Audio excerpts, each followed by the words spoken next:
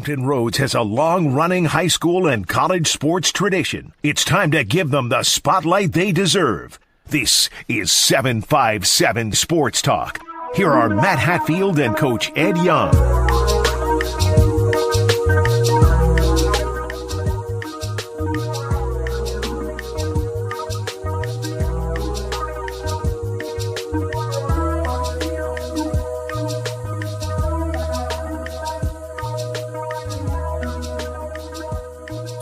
Good Saturday morning and welcome to another edition of 757 Saturday Sports Talk, live here on another Saturday, the first one of May 2025. I am Matt Hatfield. The other guy is not looking up at the camera, which is par for the course. He is Ed Young. Oh, now he is. Let's pay attention.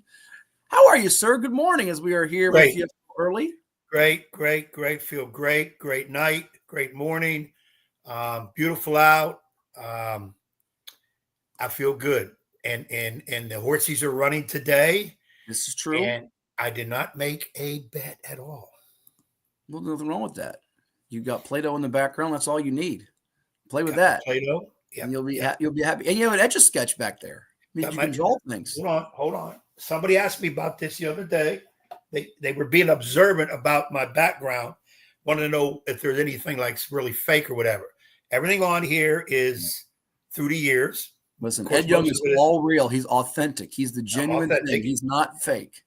But we will get to somebody later in the show who's a little phony. And we have a ton of basketball related books, my Bible, so to speak. Other books, I love to read about coaches, people, motivation, whatever. It's all real.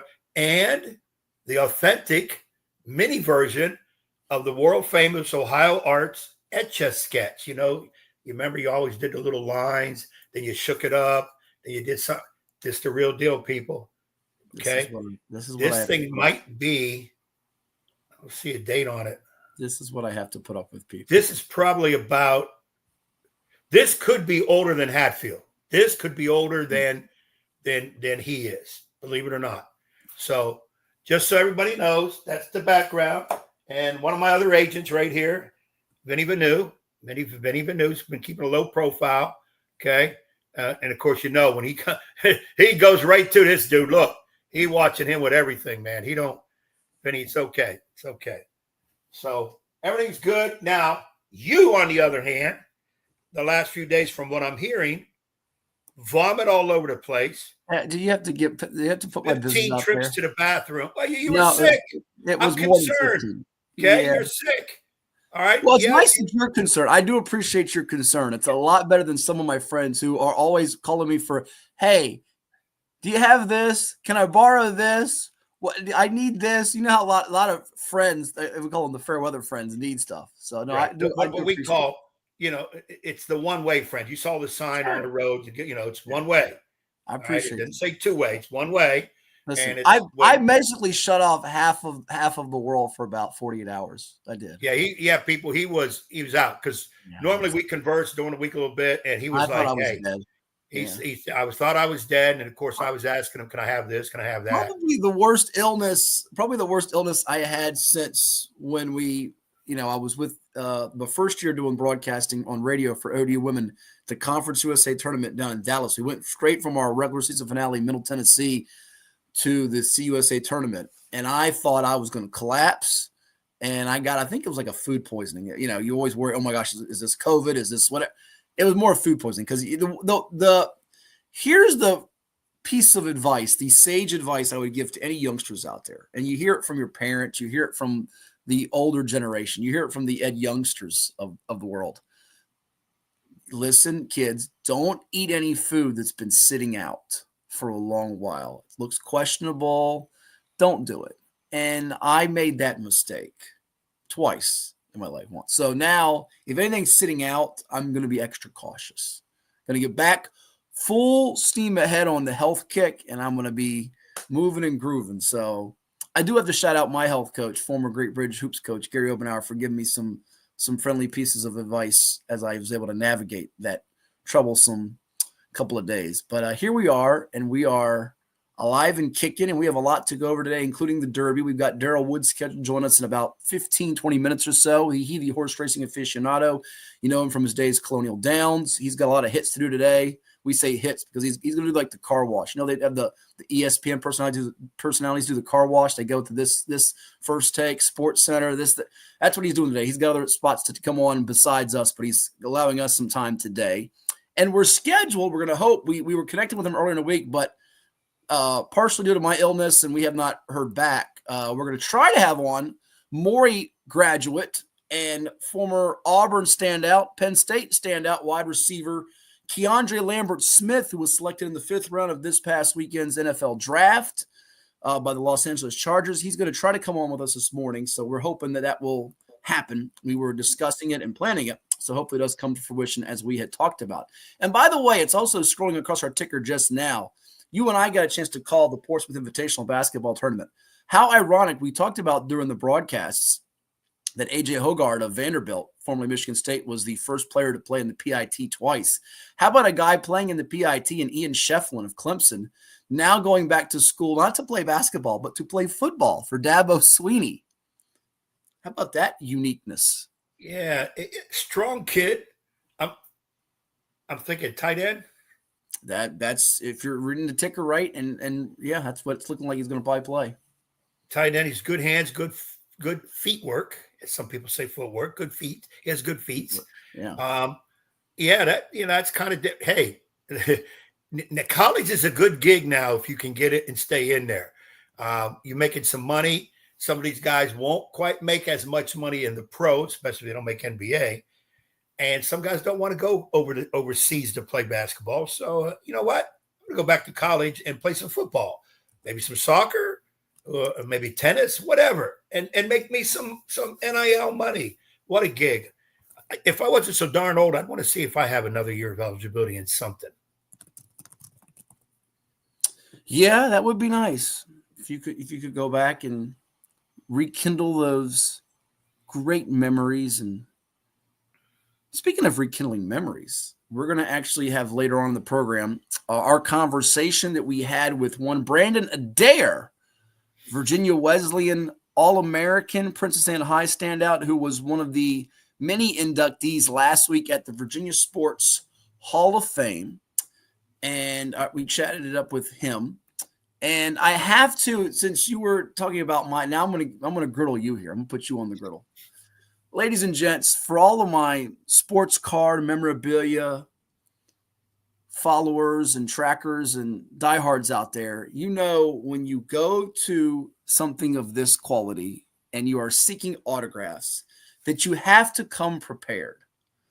But the coach, Ed Young, my cohort, who's now going to act like he's asleep as he looks down in praise, is going to come to the event with trading cards of one Joe Smith, who we've had on before. We love Joe. And Lou Whitaker. Well, you never got near Lou Whitaker, but you got near Joe Smith because Joe, when he walked in, he recognized you pretty quickly from your hellacious battles in the early 90s when you were coaching at Norview and he was at Maury playing for the one and only Jack Baker.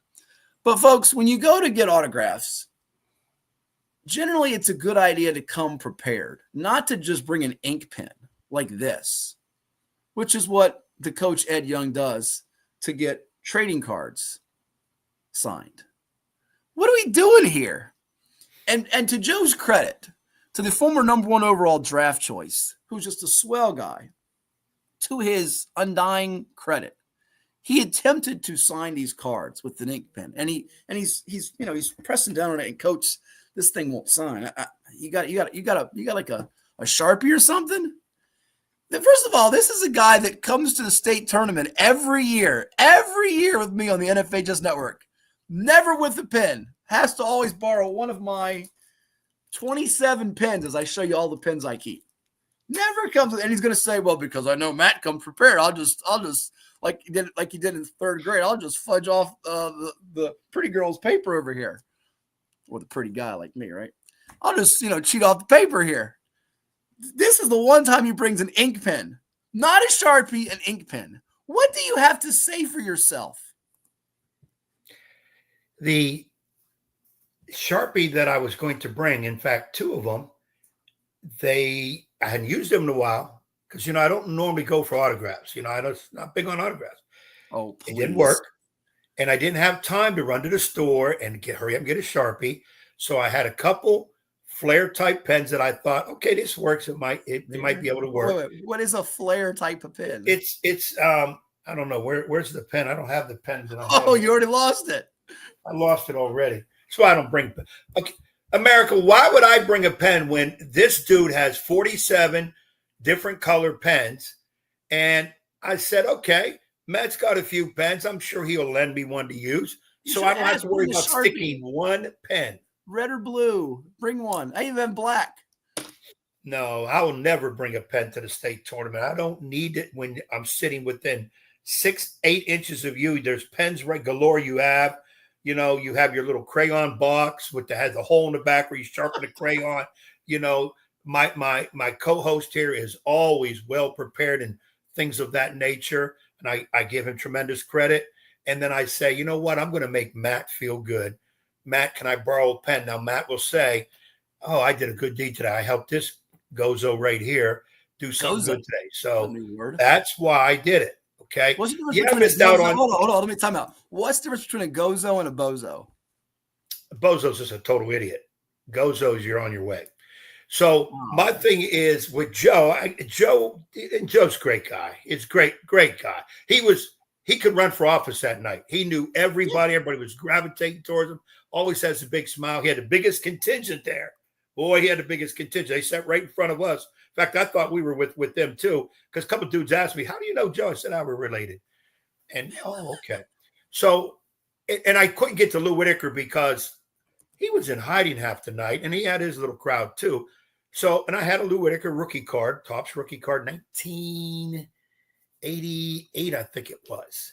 Rookie card for sweet Lou Whitaker, Detroit Tigers. Mm-hmm. But I'm okay with it because I'm going to see Joe again. There's no question. And I will get some of those cards autographed again. Won't see Lou Whitaker probably. But it's okay. No, I doubt it. Yeah, I won't be able to. But I'll get them. I've got a few cards autographed by people. Then you got to get them authenticated anyways. But I don't get them autographed like some people do to sell so they can make money off somebody. I'm not doing that. I just do it for my own collection. So it was just a woeful rookie move and mistake by you. I was so no, I don't. You're right. I should have had the Sharpie, but no big deal. Still great evening. A little bit of free food. Got a lot of conversation in. Met.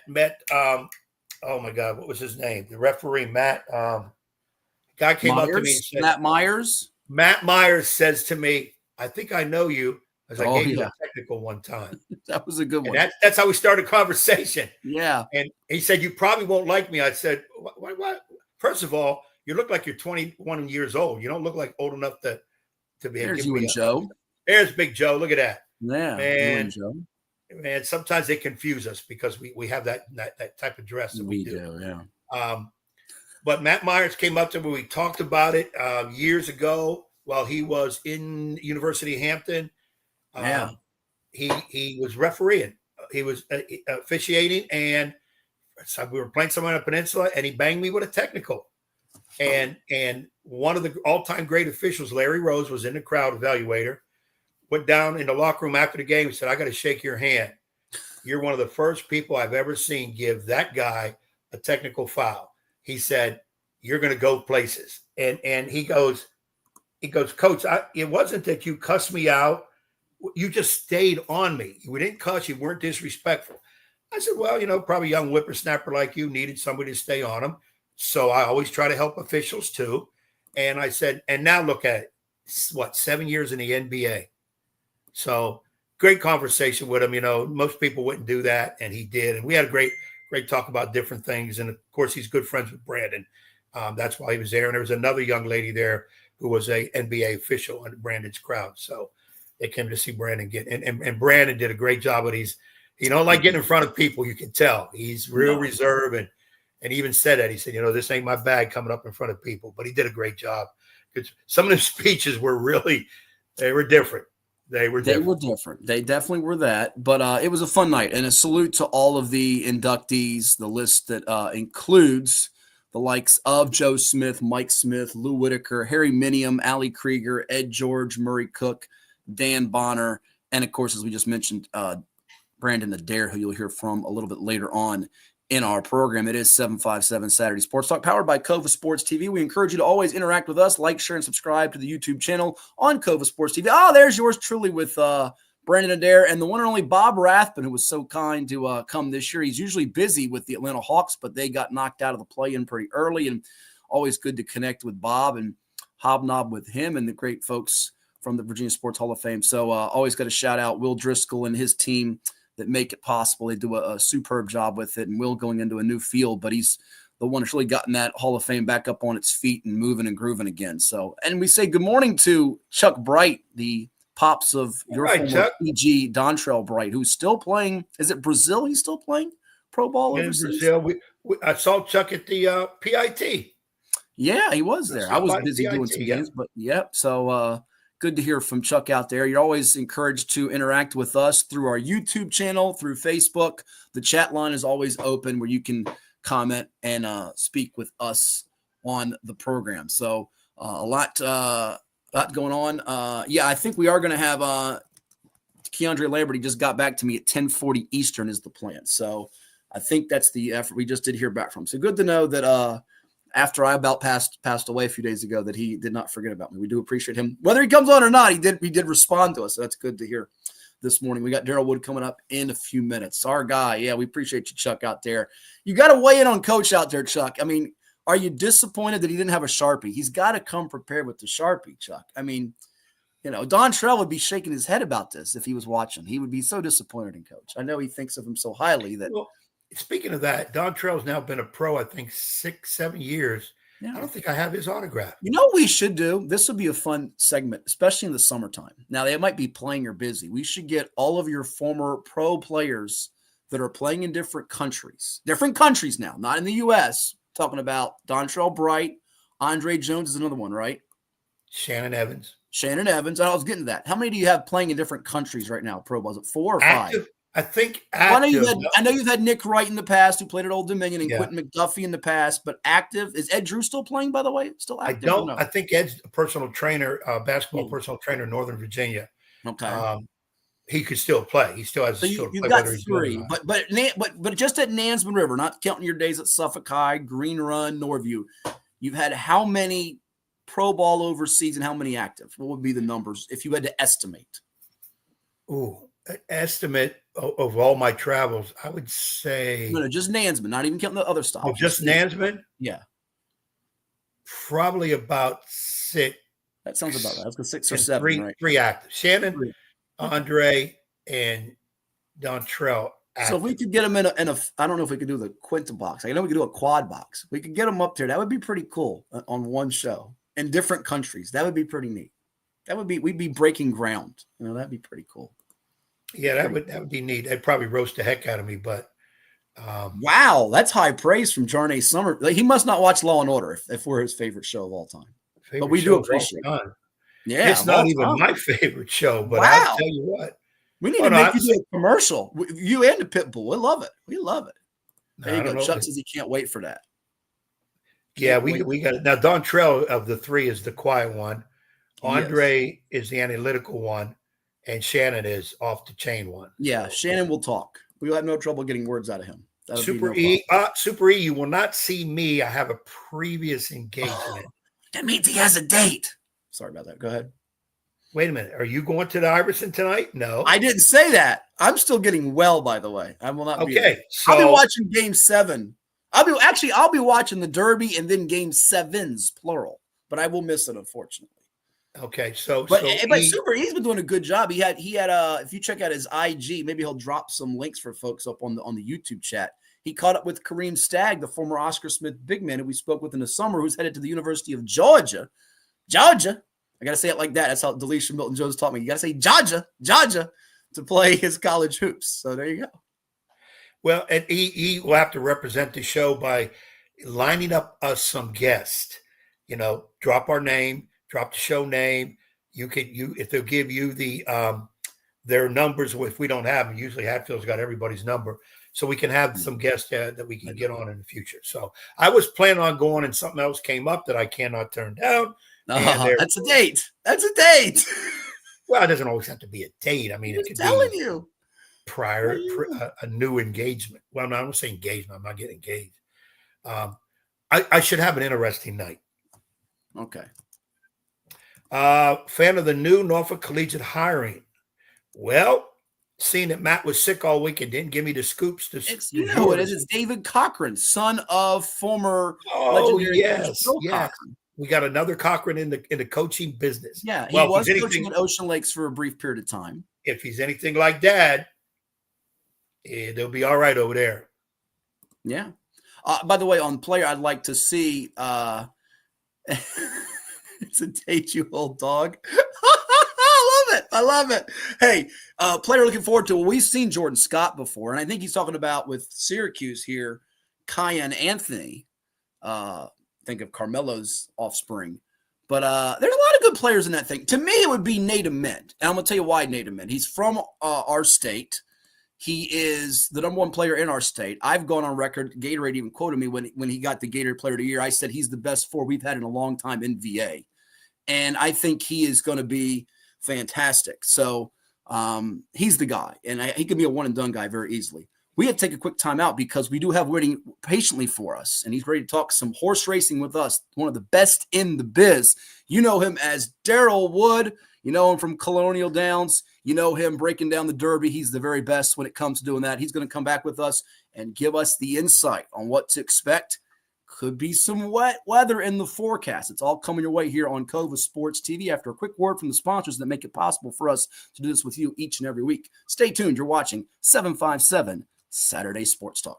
James Catato tells us tonight there's a new team making new noise in the USL2 scene on the other side of the water. Something special is brewing inside the walls of the Virginia Beach Sportsplex. We're not here for moral victories. When we're on our day, we're a legit team. See the stars of the future in pre-professional action at the Virginia Beach Sportsplex. This combined season ticket special is for men's and women's. That's 15 games for just $100 for adults and $80 for youth.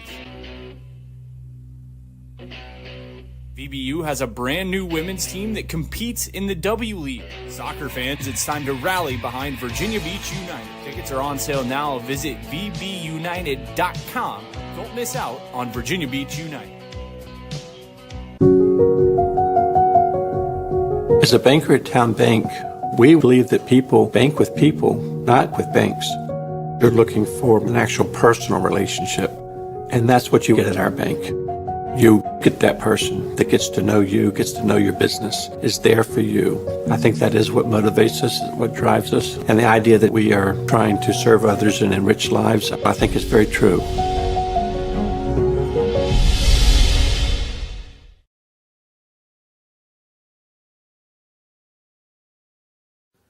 Hi, this is Wayne Williams of Williams Deloach. I'm an experienced personal injury attorney, and I hope you don't need my services because I certainly don't like to see people injured on a daily basis. But in preparation for that unfortunate situation, your insurance coverage is very vital to your case. Give me a call today. I'd be happy to discuss your insurance situation for you and your family. That's the most protection you have, and you want to have that ahead of time.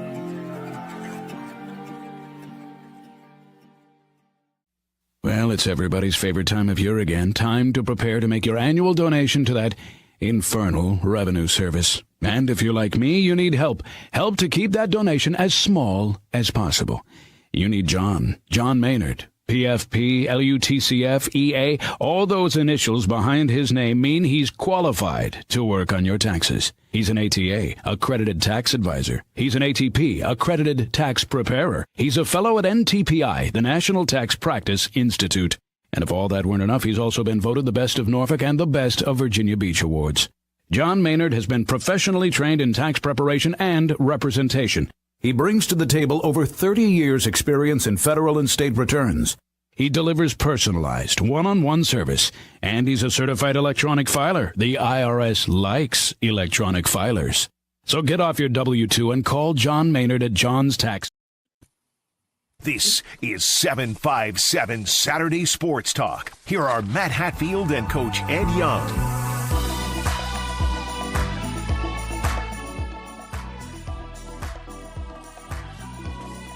Welcome back to the program here on this particular Saturday, the first one of May 2025. We have a special guest with us. He's one of the best in the business when it comes to handicapping all the races. You know him from many times on our show, be it on the podcast form, the radio days. We say hello to our pal Darrell Wood here as it is the 151st edition of the Kentucky Derby. Darrell, good to talk with you again here on Derby Day. How pumped are you for it?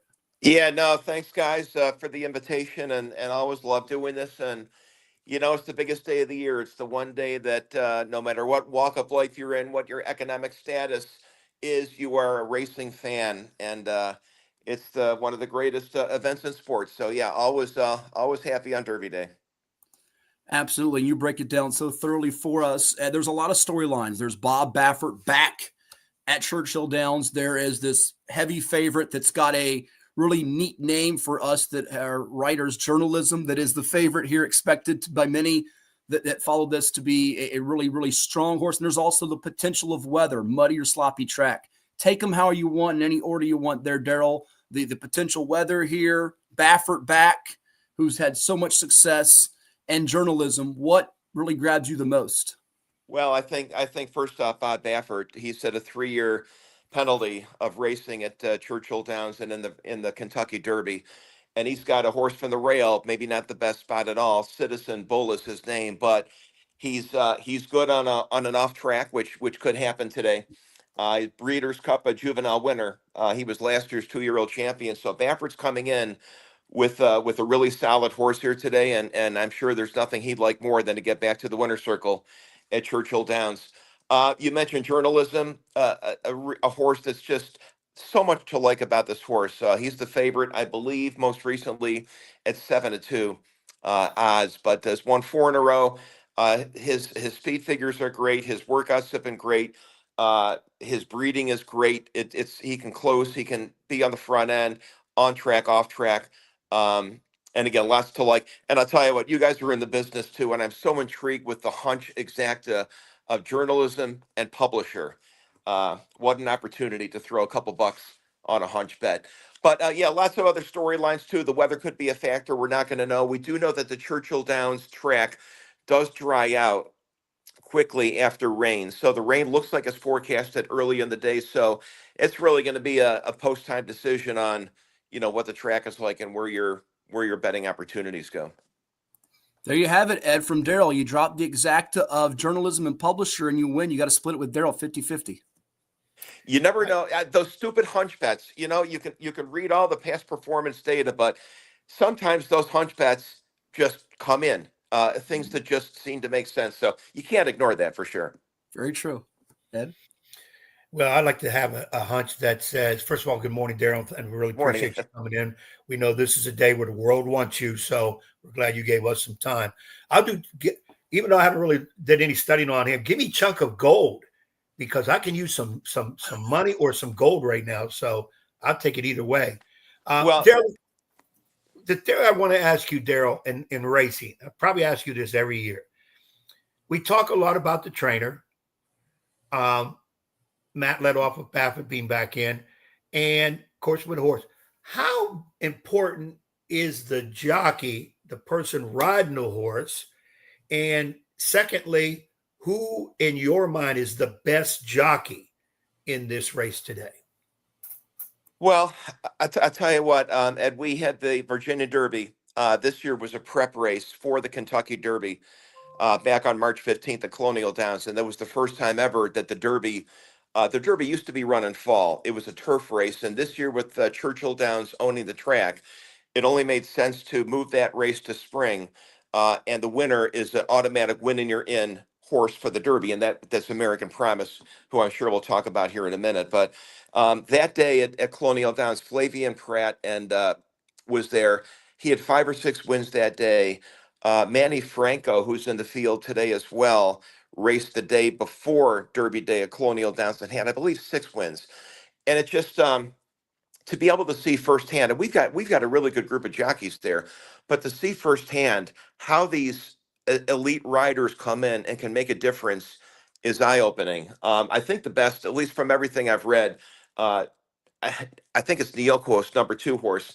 They think the rider there is going to be the best in the race. Um, and that's, of course, Flavia and Pratt. But to see it firsthand in person was just amazing. It's a big deal. But again, it's a crowded field, 19 horses. And that's why this is a day of upsets, too. That's why Giacomo paid $102 to win about 10 years ago, going off of 50 to 1. So that's what the Derby's all about. That's why there's very few Triple Crown winners over the past 50 years, too. And you mentioned American Promise there, Darrell. Correct me if I'm wrong, trained by Dwayne Lucas. Horse is very fast, can be a factor in this thing. Yeah, that's the hometown horse. So any Virginian watching your show today, that's the horse that we're rooting for in Virginia. He won the Virginia Derby March 15th. Dwayne Lucas, 89 years old. Even more intriguing that after that Derby win in March in New Kent, the horse has not raced since then. So we've strictly been training him for 7 weeks, getting respect on the board. His morning line was 30 to 1. Most recently looked like he had dropped to 12 to 1. So he's definitely getting respect from the public. He's a mutter. That will help as well. But more importantly, he's fresh off a win here in Virginia, and he's Virginia's horse in the Kentucky Derby. Chatting with Darrell Wood here as it's Kentucky Derby Day. Our guest on 757 Saturday Sports Talk, powered by CoVA Sports TV. Like, share, and subscribe to the YouTube channel and interact wherever you are here with us on this particular Saturday. And Darrell, as we got you for a moment here, if folks want to check out more and everything involving Churchill Downs, Colonial Downs, the Derby, and what you do, how can they do so online? What's the best way? I'll tell you what, exciting things happening in New Kent. There's going to be a 9-week season this summer, every Wednesday through Saturday. Purse money going for about $600,000 a day. And when you tell people that, they kind of take a step back. But yeah, that shows the quality of the racing we've got here in New Kent right now under the leadership of Churchill Downs. The Virginia Derby was part of the 3-day spring meet that took place in March, and that's going to be a regular staple as well. But everything is at colonialdowns.com and virginiahorseracing.com. Those are your two go-to sites. But really encourage fans to come out this summer. A very short drive from the Tidewater Peninsula area. Every Wednesday through Saturday afternoon, though Friday nights at 4:00. But great show and great competitiveness between the jocks, trainers, and horses.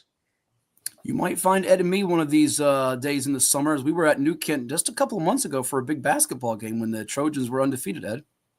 Well, Darrell, let me just say this. I will be there. I think I've gone the last couple summers.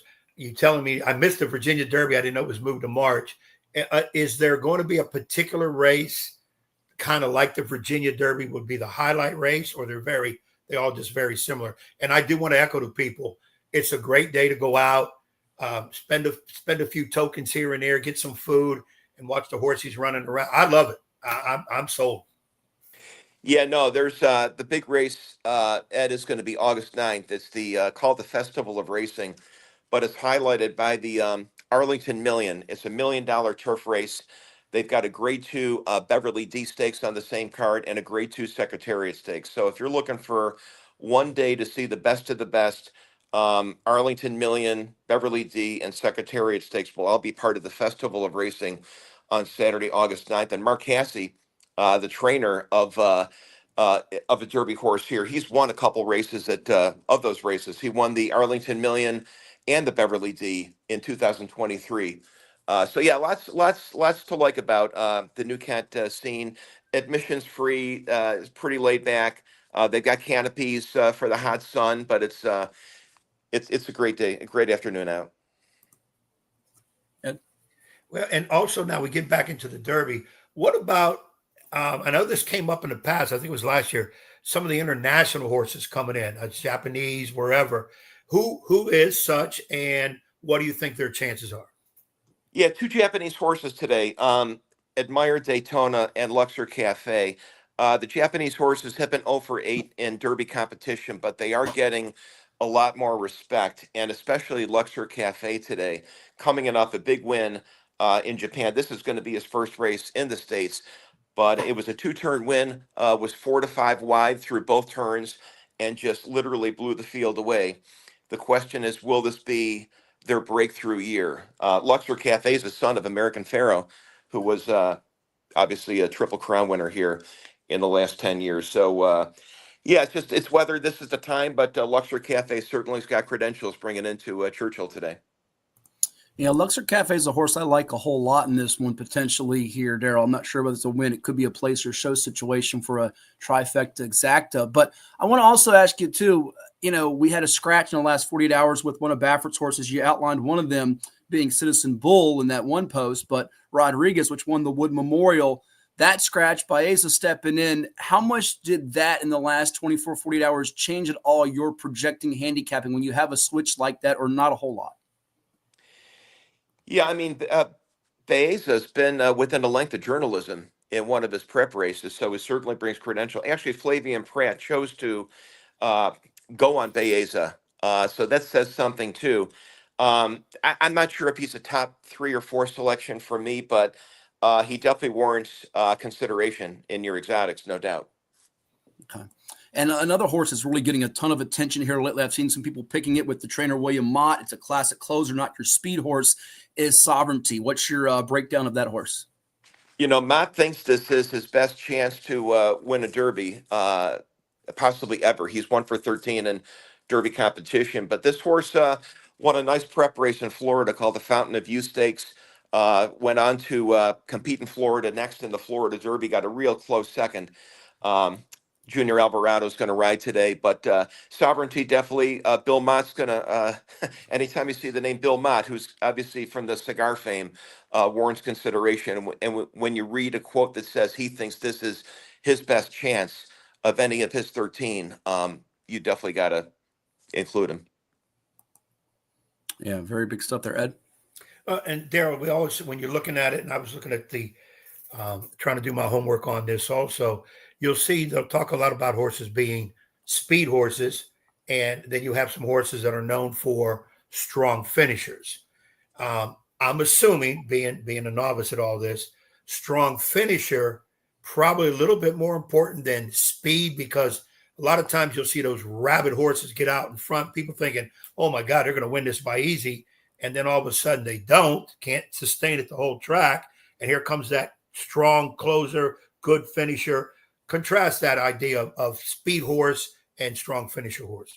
Yeah, I mean, speed horse, they're going to be the rabbits, and you've got horses like Bob Baffert's Citizen Bull, another one like East Avenue.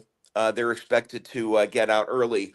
You got closers like American Promise, who we talked about as the Virginia Derby winner, and Sandman. And especially on a muddy track, I think it's going to slow down the front runners, and that only helps the closers like American Promise, Sandman, others like that too. So that's what's tough about advanced betting, given the forecast today. I'm going to wait till just before post time to make my bets. As a matter of fact, today I'm out at the harness track in Virginia, Shenandoah Downs, up in Woodstock, Virginia, between Winchester and Harrisonburg.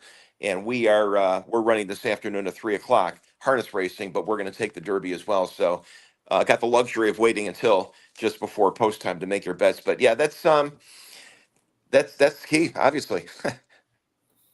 Yeah, this race more than any other, Darrell. I mean, the waiting time is so important because the odds are going to change between now and post time significantly with this weather, isn't it?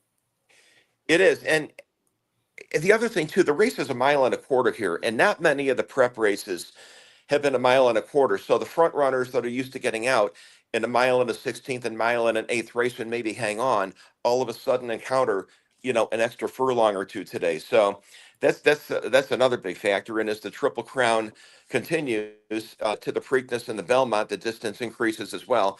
And that's what makes it tough for a 3-year-old to win the Triple Crown. So, but yeah, the odds are going to fluctuate for fans that are new to racing. You don't get the odds that you when you make your bet. The odds are when the gate closes and the horses burst out. Those are the odds that everybody gets. So it's worth your while to wait and see where your best value is going to be come 6:55 tonight, ready for that 6:57 departure for the Derby. Right before things get underway on NBC. A couple minutes here with Darrell Wood, the horse racing expert, our guest here on 757 Saturday Sports Talk. Make sure you check it out online, virginiahorseracing.com, for so much more. And also give them a follow on the Twitter or the X at Colonial Downs on Twitter, Colonial Downs on Twitter, or X, and rosiesgaming.com. Ed? Darrell, also talk now about positioning. Where are they running from? Has a lot to do with it. I know in the Derby. I may be wrong here. Like position 8 or 7 has produced the best winners, and I could be wrong. Correct me if I am. And this is a crowded race, 19 horses. And of course, sometimes that spooks some of the horses that they really can't get it going. So explain about position. And also, if you could, how is it determined what positions they get? Well, they do. They do a post position draw that was last weekend, completely at random, and it's just a matter of pulling on a pill, and the horse gets that assigned spot in the gate. Inside, outside, tougher, obviously. Citizen Bull, Bob Baffert's horse has got quite a challenge leaving from the rail. But again, early speed, which could be beneficial, and I'm sure Baffert's got that horse finely tuned for this performance today. But yeah, you want to be in the middle of the track ideally, and that's where horses like American Promise and some of the others from there, you give a little bit more credence to. But again, it's a crowded field. There's all kinds of traffic problems. Jockey's got to make a split-second decision, on what to do based on that crowded beginning, where to settle his horse, when that move is going to be, when he's best suited to make that move. So lots goes into it, and that's why you mentioned earlier in the show how important is the jockey. Well, it's a big deal. And Darrell, if I'm not mistaken here, it's been almost 40 years since a horse from the one post won the Kentucky Derby, right? It's been a while. Yeah, I don't know the number of years, but man, I'm sure you're spot on there. Yeah, it's been a long time. So yeah. Before we let you run here and give you a chance to pop what else or promote what else people can check out with the horse racing, what's kind of your gut say right now? I know things are going to change a little bit here. If you were giving some advice to some newbies out there or these seasoned pickers of the horse racing, what's kind of your gut say right now as far as is journalism a heavy favorite to you? Do you like a couple other horses? What's kind of your potential strategy or what you would advise someone potentially? Yeah, for years I spent Derby Day at one of the Colonial Downs off-track betting centers, and the number of people that will come in that have never made a bet or play one time a year will come in with $100 bill and come up and say, "What do I do? Help me out." And I think you want to have some fun with it. I think you want to play some long shots, $2 win bet, $2 show bet on some of the bombs because, there are Giacomos that pay $100, and there are long shots that come in often in the Derby. So have some fun with it. Even at the favorite, though, today, because the amount of money being bet, because of the size of the field, journalism, who has won 4 in a row and on paper looks to be the best, I believe right now is 7-2. You're not going to find odds like that on a horse like that on pretty much any other day of the year. So you are getting value today, even on the favorites. But have some fun, spread the money out a little bit. This is even $20 can go a long way and get you a lot of action on Derby Day because of the value in this race. There you go, Ed. So be like Oprah. Say you get $20, you get $5, you get $10. Throw it around to everybody. Be honest, when I first started betting on the ponies here, that's what I would do. I would try to put like $1, something low on everybody, because that way I know I'm going to win something, but I got to make sure I don't put too much because you're going to lose a lot. And you did have a good statement with that. Have fun with it. Some people pick by the name, some pick by the color of what the horse is wearing. All kind of different things people would pick for. But I know we're going to get Darrell's pick before he leaves. The horse I'm looking at hard, Sandman, bring me some dough. Okay. Yeah, I like that. And again, that's a Marquesi horse who's had a lot of experience locally at Colonial Downs. His stable's been based in New Kent for the last 2 years. So there is a rooting interest. It's a $1.2 million purchase, but yeah, not a hometown jockey. He's a trainer, rather. He's a Hall of Fame trainer, Canadian, but has found Colonial Downs to be a home for a lot of his horses the last couple of years, and anticipate he's going to be back in New Kent this summer. So definitely rooting for Sandman. And one last thing here before we let you run, because we know you have some other hits to do today. Darrell, tell the folks what they can check out online if they want to stay up to date with horse racing in the Commonwealth from the Shenandoah down to Tidewater. And maybe if you have a win-play show, any type of prediction, superfecta, trifecta, exacta for the folks that you can gloat about later if you hit it. Yeah, no, VirginiaHorseRacing.com is the site. ColonialDowns.com is the site. And a reminder to your viewers and listeners that there's 2 places out your way that you can actually be and make a bet rather today. Bucket's Bar and Grill in Chesapeake, in the Great Bridge neighborhood, and then the Rosie's in Hampton, right by the Bass Pro Shop. Two places that you can be at 6:30 tonight, be in a shoulder-to-shoulder crowd, make your bets right there. And when that gate opens up in those places, I have goosebumps thinking about it. It's just, it's such a rush to be with other people on a day like today. So have some fun with it. Two places in Buckets and Rosie's that Ed Young frequents from time to time. And when you go in there, tell him, hey, Darrell Wood said that Ed would buy you a drink. So do that when you go in. Darrell, always a pleasure. Have fun today with the Derby. Wait, Darrell, you got to give us your winner now. Stop holding back and keeping your own million. There he goes. Yeah, I tell you, I'm going to go journalism followed by American Pharaoh, or American Promise, rather. Again, the Virginia horse. Very, very, very good credentials for that horse. Third, I'm going to go Luxor Cafe, one of the incoming Japanese imports. And I think Burnham Square is kind of a long shot, but well-bred to finish out. So journalism, American Promise, Luxor Cafe, and Burnham Square. And I'll make some other long shots too, I'm sure. I love it. I have two of those four in my picks here. So enjoy the Derby day. Always a pleasure, Darrell. Say hello to our buddy Nick Hahn, and we'll talk to you again soon. I will. Thanks, guys. Appreciate it.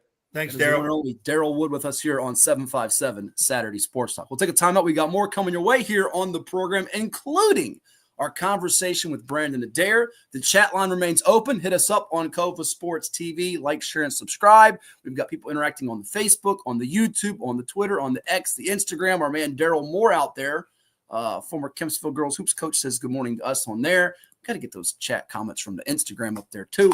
And KeAndre Lambert Smith, Maury, standout wide receiver who played at Penn State and then for the Auburn Tigers, expected to join us at about 10:40 a.m. Eastern here on the program. It is 757 Saturday Sports Talk, powered by CoVA Sports TV, and we've got more coming your way, including Ed Young's reaction to coaches. Oh, you got to hear from some coaches. Guys like Pop, guys like JJ, guys like Bill Belichick. What are they doing, saying, and wearing? Ed's got thoughts on all of it, and it's all coming your way after this timeout. Back in a bit. Stay tuned. For any athlete, making it to the top sometimes comes with a few steps back. That's why parents count on CHKD Sports Medicine, advanced diagnostics, treatment, and rehabilitation for sports injuries, just for young athletes like yours. With convenient locations across Hampton Roads and a whole team of experts here to keep your favorite player at the top of their game. CHKD Sports Medicine. Learn more at chkd.org or call the CHKD Sports Injury Hotline.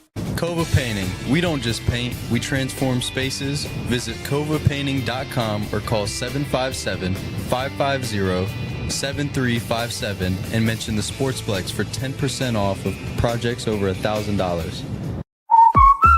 What's up at DQ? Oh, just the best deal ever! The $7 Bacon Cheeseburger Meal Deal. Bacon cheeseburger for a limited time, plus fries, drink, and a sundae. Yeah, this is not the time to be modest. It's all full size for just $7. And there's bacon on that burger. The $7 Bacon Cheeseburger Meal Deal. Now, for a limited time on the $7 Meal Deal lineup. Only at DQ. Happy tastes good. What does happiness mean to you? Being in the ocean with you, watching you catch super fun waves. In Virginia Beach, happiness is breaking barriers and savoring the sunshine. I couldn't pick a better place or a better person to be with. This is what makes me happy. Happiness is going all out. And taking it all in. Here, happiness is whatever you make it. Find yours in Virginia Beach.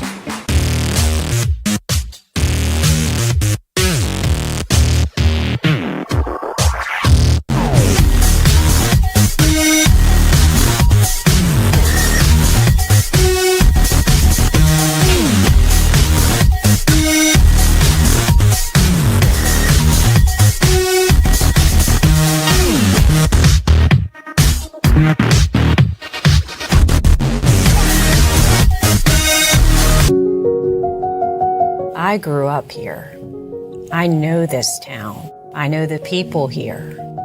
More important, they know me. As a banker at Town Bank, we become part of the communities we serve. The people who bank with us, our members, know us. When you bank with Town Bank, you'll know your banker. You'll know you can reach us, and you'll know we're here for you. Do you feel like you were treated with dignity and respect when you were let go by Robert Kraft? Yeah, well, it was a mutual decision for us to part ways. He said fired. It was a mutual decision. The other change for Belichick is 24-year-old Jordan Hudson, his creative muse, as he writes in his book. Make sure that that's the... Jordan was a constant presence during our interview. You have Jordan right over there. Everybody in the world seems to be following this relationship. They've got an opinion about your private life. It's got nothing to do with them, but they're invested in it. How do you deal with that? Never been too worried about what everybody else thinks. Just try to do what I feel like is best for me and what's right. How did you guys meet? Not talking about this.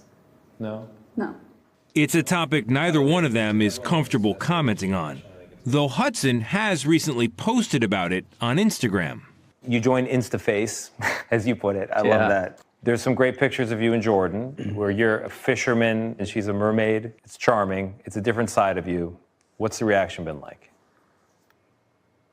What's it been like? To have these different sort of photos. There's another one where you're doing, I know you're not into meditation or yoga or Pilates. You're balancing Jordan on your feet, and she's doing kind of the Titanic pose.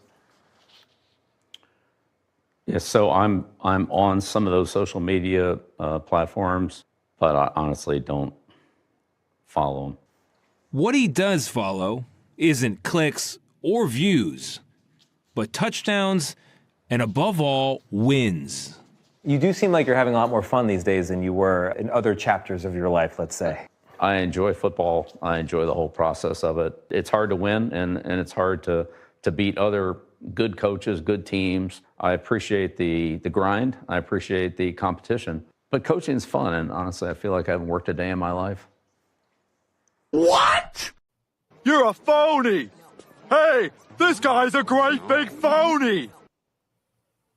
Hampton Roads has a long-running high school and college sports tradition. It's time to give them the spotlight they deserve. This is 757 Sports Talk. Here are Matt Hatfield and Coach Ed Young.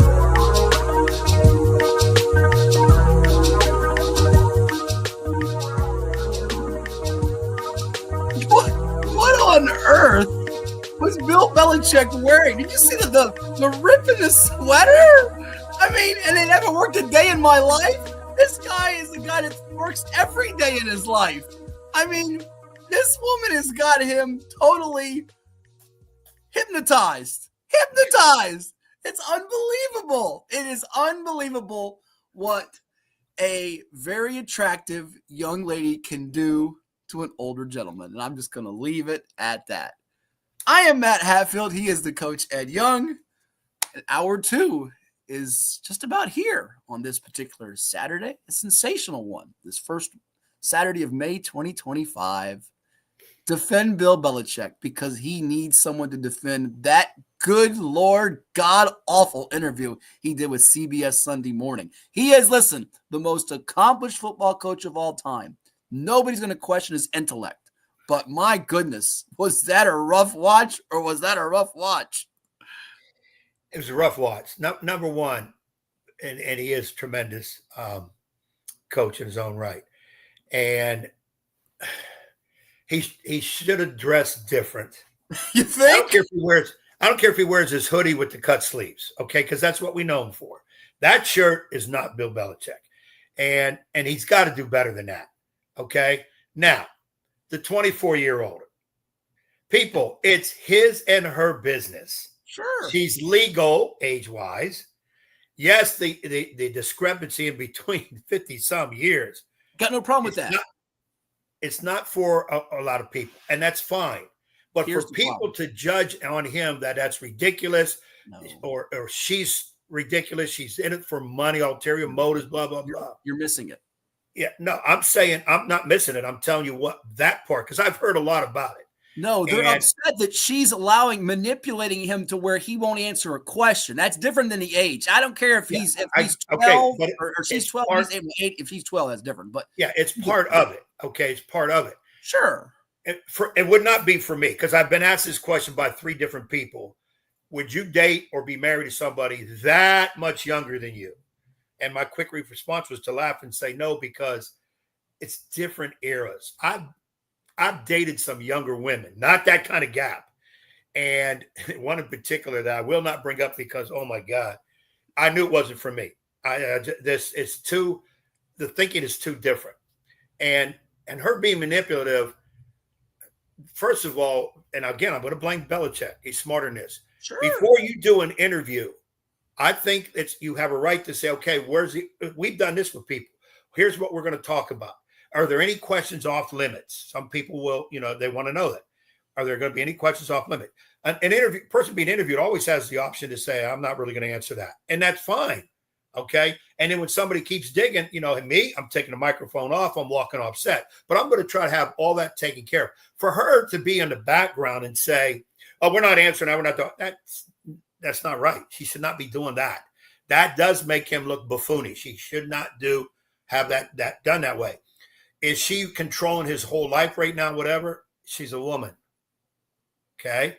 Women like to be in control, so to speak. What you say before you alienate half our audience. I know women. I'm going to tell you right now, there's one thing I know, 2 things I don't know, or 2 things I know that I know. I know women and I don't know women. That in essence right there is how men should step through life and dealing with girlfriends and wives. You think you know everything, but you really don't know it all. Just go through life that way. And you'll have a happy life, happy wife, whatever, how the sayings go, whatever. And there's guys out there listening right now to marry. Jump on here and tell me, how come you and your wife have been together so long? Watch what the answers are. But for her to manipulate that type of situation out loud on the interview, I wouldn't have liked it either. I would have been like, hey, I can answer for myself. Here's the grander question before we move on to another coach and we move forward with this. Another quick before we move on. Bigger picture, regardless of what you think, like it is like it. He is an accomplished coach. He is now making a big transition in his life, personally and professionally, at the ripe age of 73. Just turned 73 on April 16th, okay? He's going to coach college football in the ACC, an ACC that hasn't been that big of a juggernaut, but now has West Coast schools like Cal and Stanford and is a larger conference. And there are expectations high at UNC where I think the over-under win total is 7.5. Does he have enough talent, wherewithal, patience, energy? He must have energy if he's dating her to get this team in a contending spot. And if it's not contending right away, is he going to be able to deal with the harsh media criticism? Now, you say he's in Chapel Hill. It's not going to be as harsh as it was the Patriots, the NFL. They'll just go away if they're 5-7. Maybe not. And it won't be CBS Sunday Morning asking him questions. It'll be the little Tar Heel newspaper. I get that. But can he sustain wins over a couple of years? How's this going to go? And will she become a distraction to the on-field product and the team? Can this become an issue? Definitely can become an issue because most people, experts, I'll say I'm this way too, did not see him becoming a college coach based on what's needed at the college level. He's an ultimate pro coach. He's one of the best, if not the best ever. His dealings with the media are dry. He's not the Bill Belichick in front of the camera is like, what is this guy doing?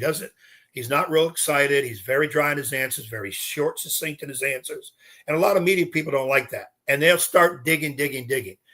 A quick reference. Look what one of the things that brought Bobby Knight down. Interviewed by the newspaper, University of Indiana newspaper, by some youngster who just started just throwing questions and wouldn't stop. And Knight went off. And that was part of his downfall. But there were other factors in there. With Belichick, you have Carolina fans who think they're going to the Rose Bowl or whatever. They're going to win 9-10 games. I think you said the over-under is 8. They'll be lucky to go 500. Well, have you seen the schedule? I mean, if you want to go over it, I'll tell you I'll say who's going to win, what's the loss. But I'm just saying. Take a peek at it. Let's take a peek at it. They have because that's what people are going to think because he's Belichick and he won Super Bowls. Oh, he's going to mop up in college football. You got to have the horses to do that. All right, here's the UNC website. Let's take a little quick peek at it. Starting September the 1st, Kenan Stadium against the Horned Frogs of TCU.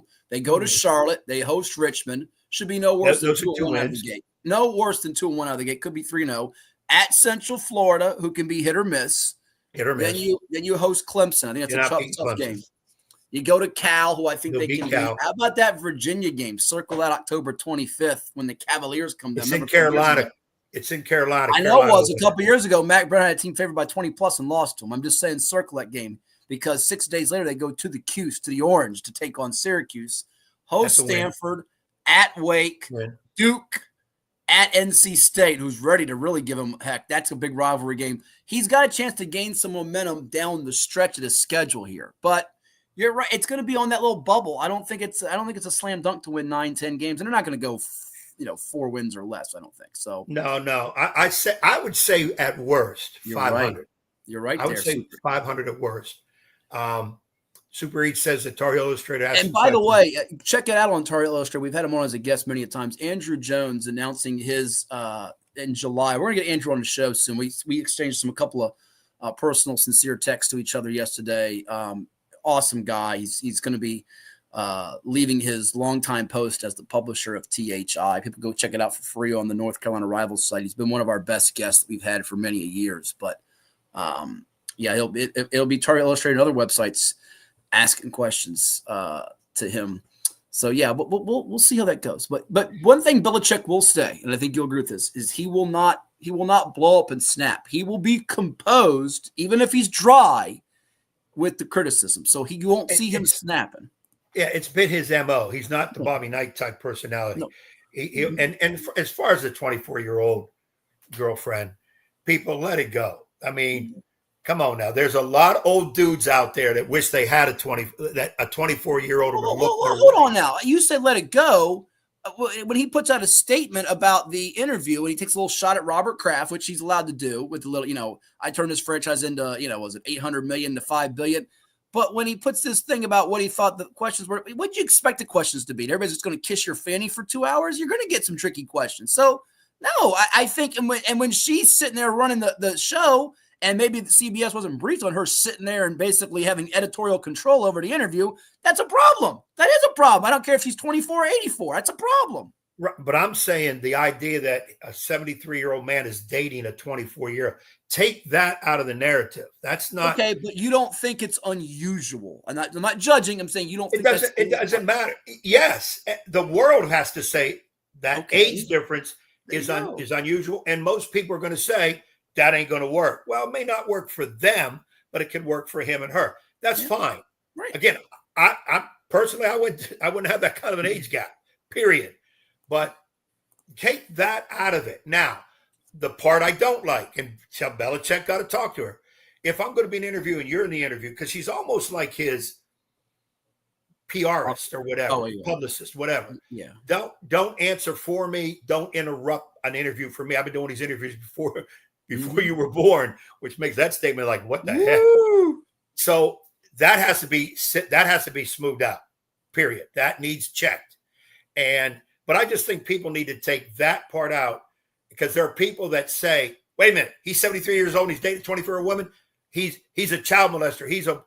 Stop. No, take that part out. I think you're jumping the gun on that. And by the way, that roster at UNC has some Virginia flavor, like Paul Billups of Western Branch High in Chesapeake, like new quarterback Autori Newkirk from Maury High School that's coming in this year. We'll see how quickly he can move up the depth chart there, among others. So we will keep an eye peeled on how that all plays out for UNC moving forward. But like I said, he'll stay composed, cool, calm, and collected regardless of what moves forward. One guy that's not staying cool, calm, and collected is this guy from our state of Virginia out of Cave Spring High School in Roanoke, the coach of the Los Angeles Lakers.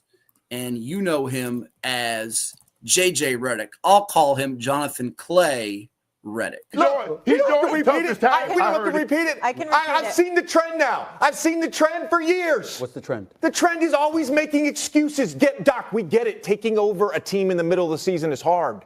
It's hard. We get it. Just like getting traded in the middle of the season is hard for a player. We get it. But it's always an excuse. There's never accountability with that guy. Well, there's never accountability. Well, let me say a couple. There's never accountability with that guy. Well, there's never accountability. Well, let me say a couple. Did you see signs that their chemistry maybe in the fire wasn't where it needed to be in terms of, kind of one guy going, one guy not going? Were they together enough? Or was it kind of what you'd expect considering this team changed in mid-February or early February, sorry? Yeah, I mean, we played 13 games with our playoff rotation in the regular season. Bron and Luka obviously played more than that together, but these things take time. Luka just went through it in Dallas with Kyrie, and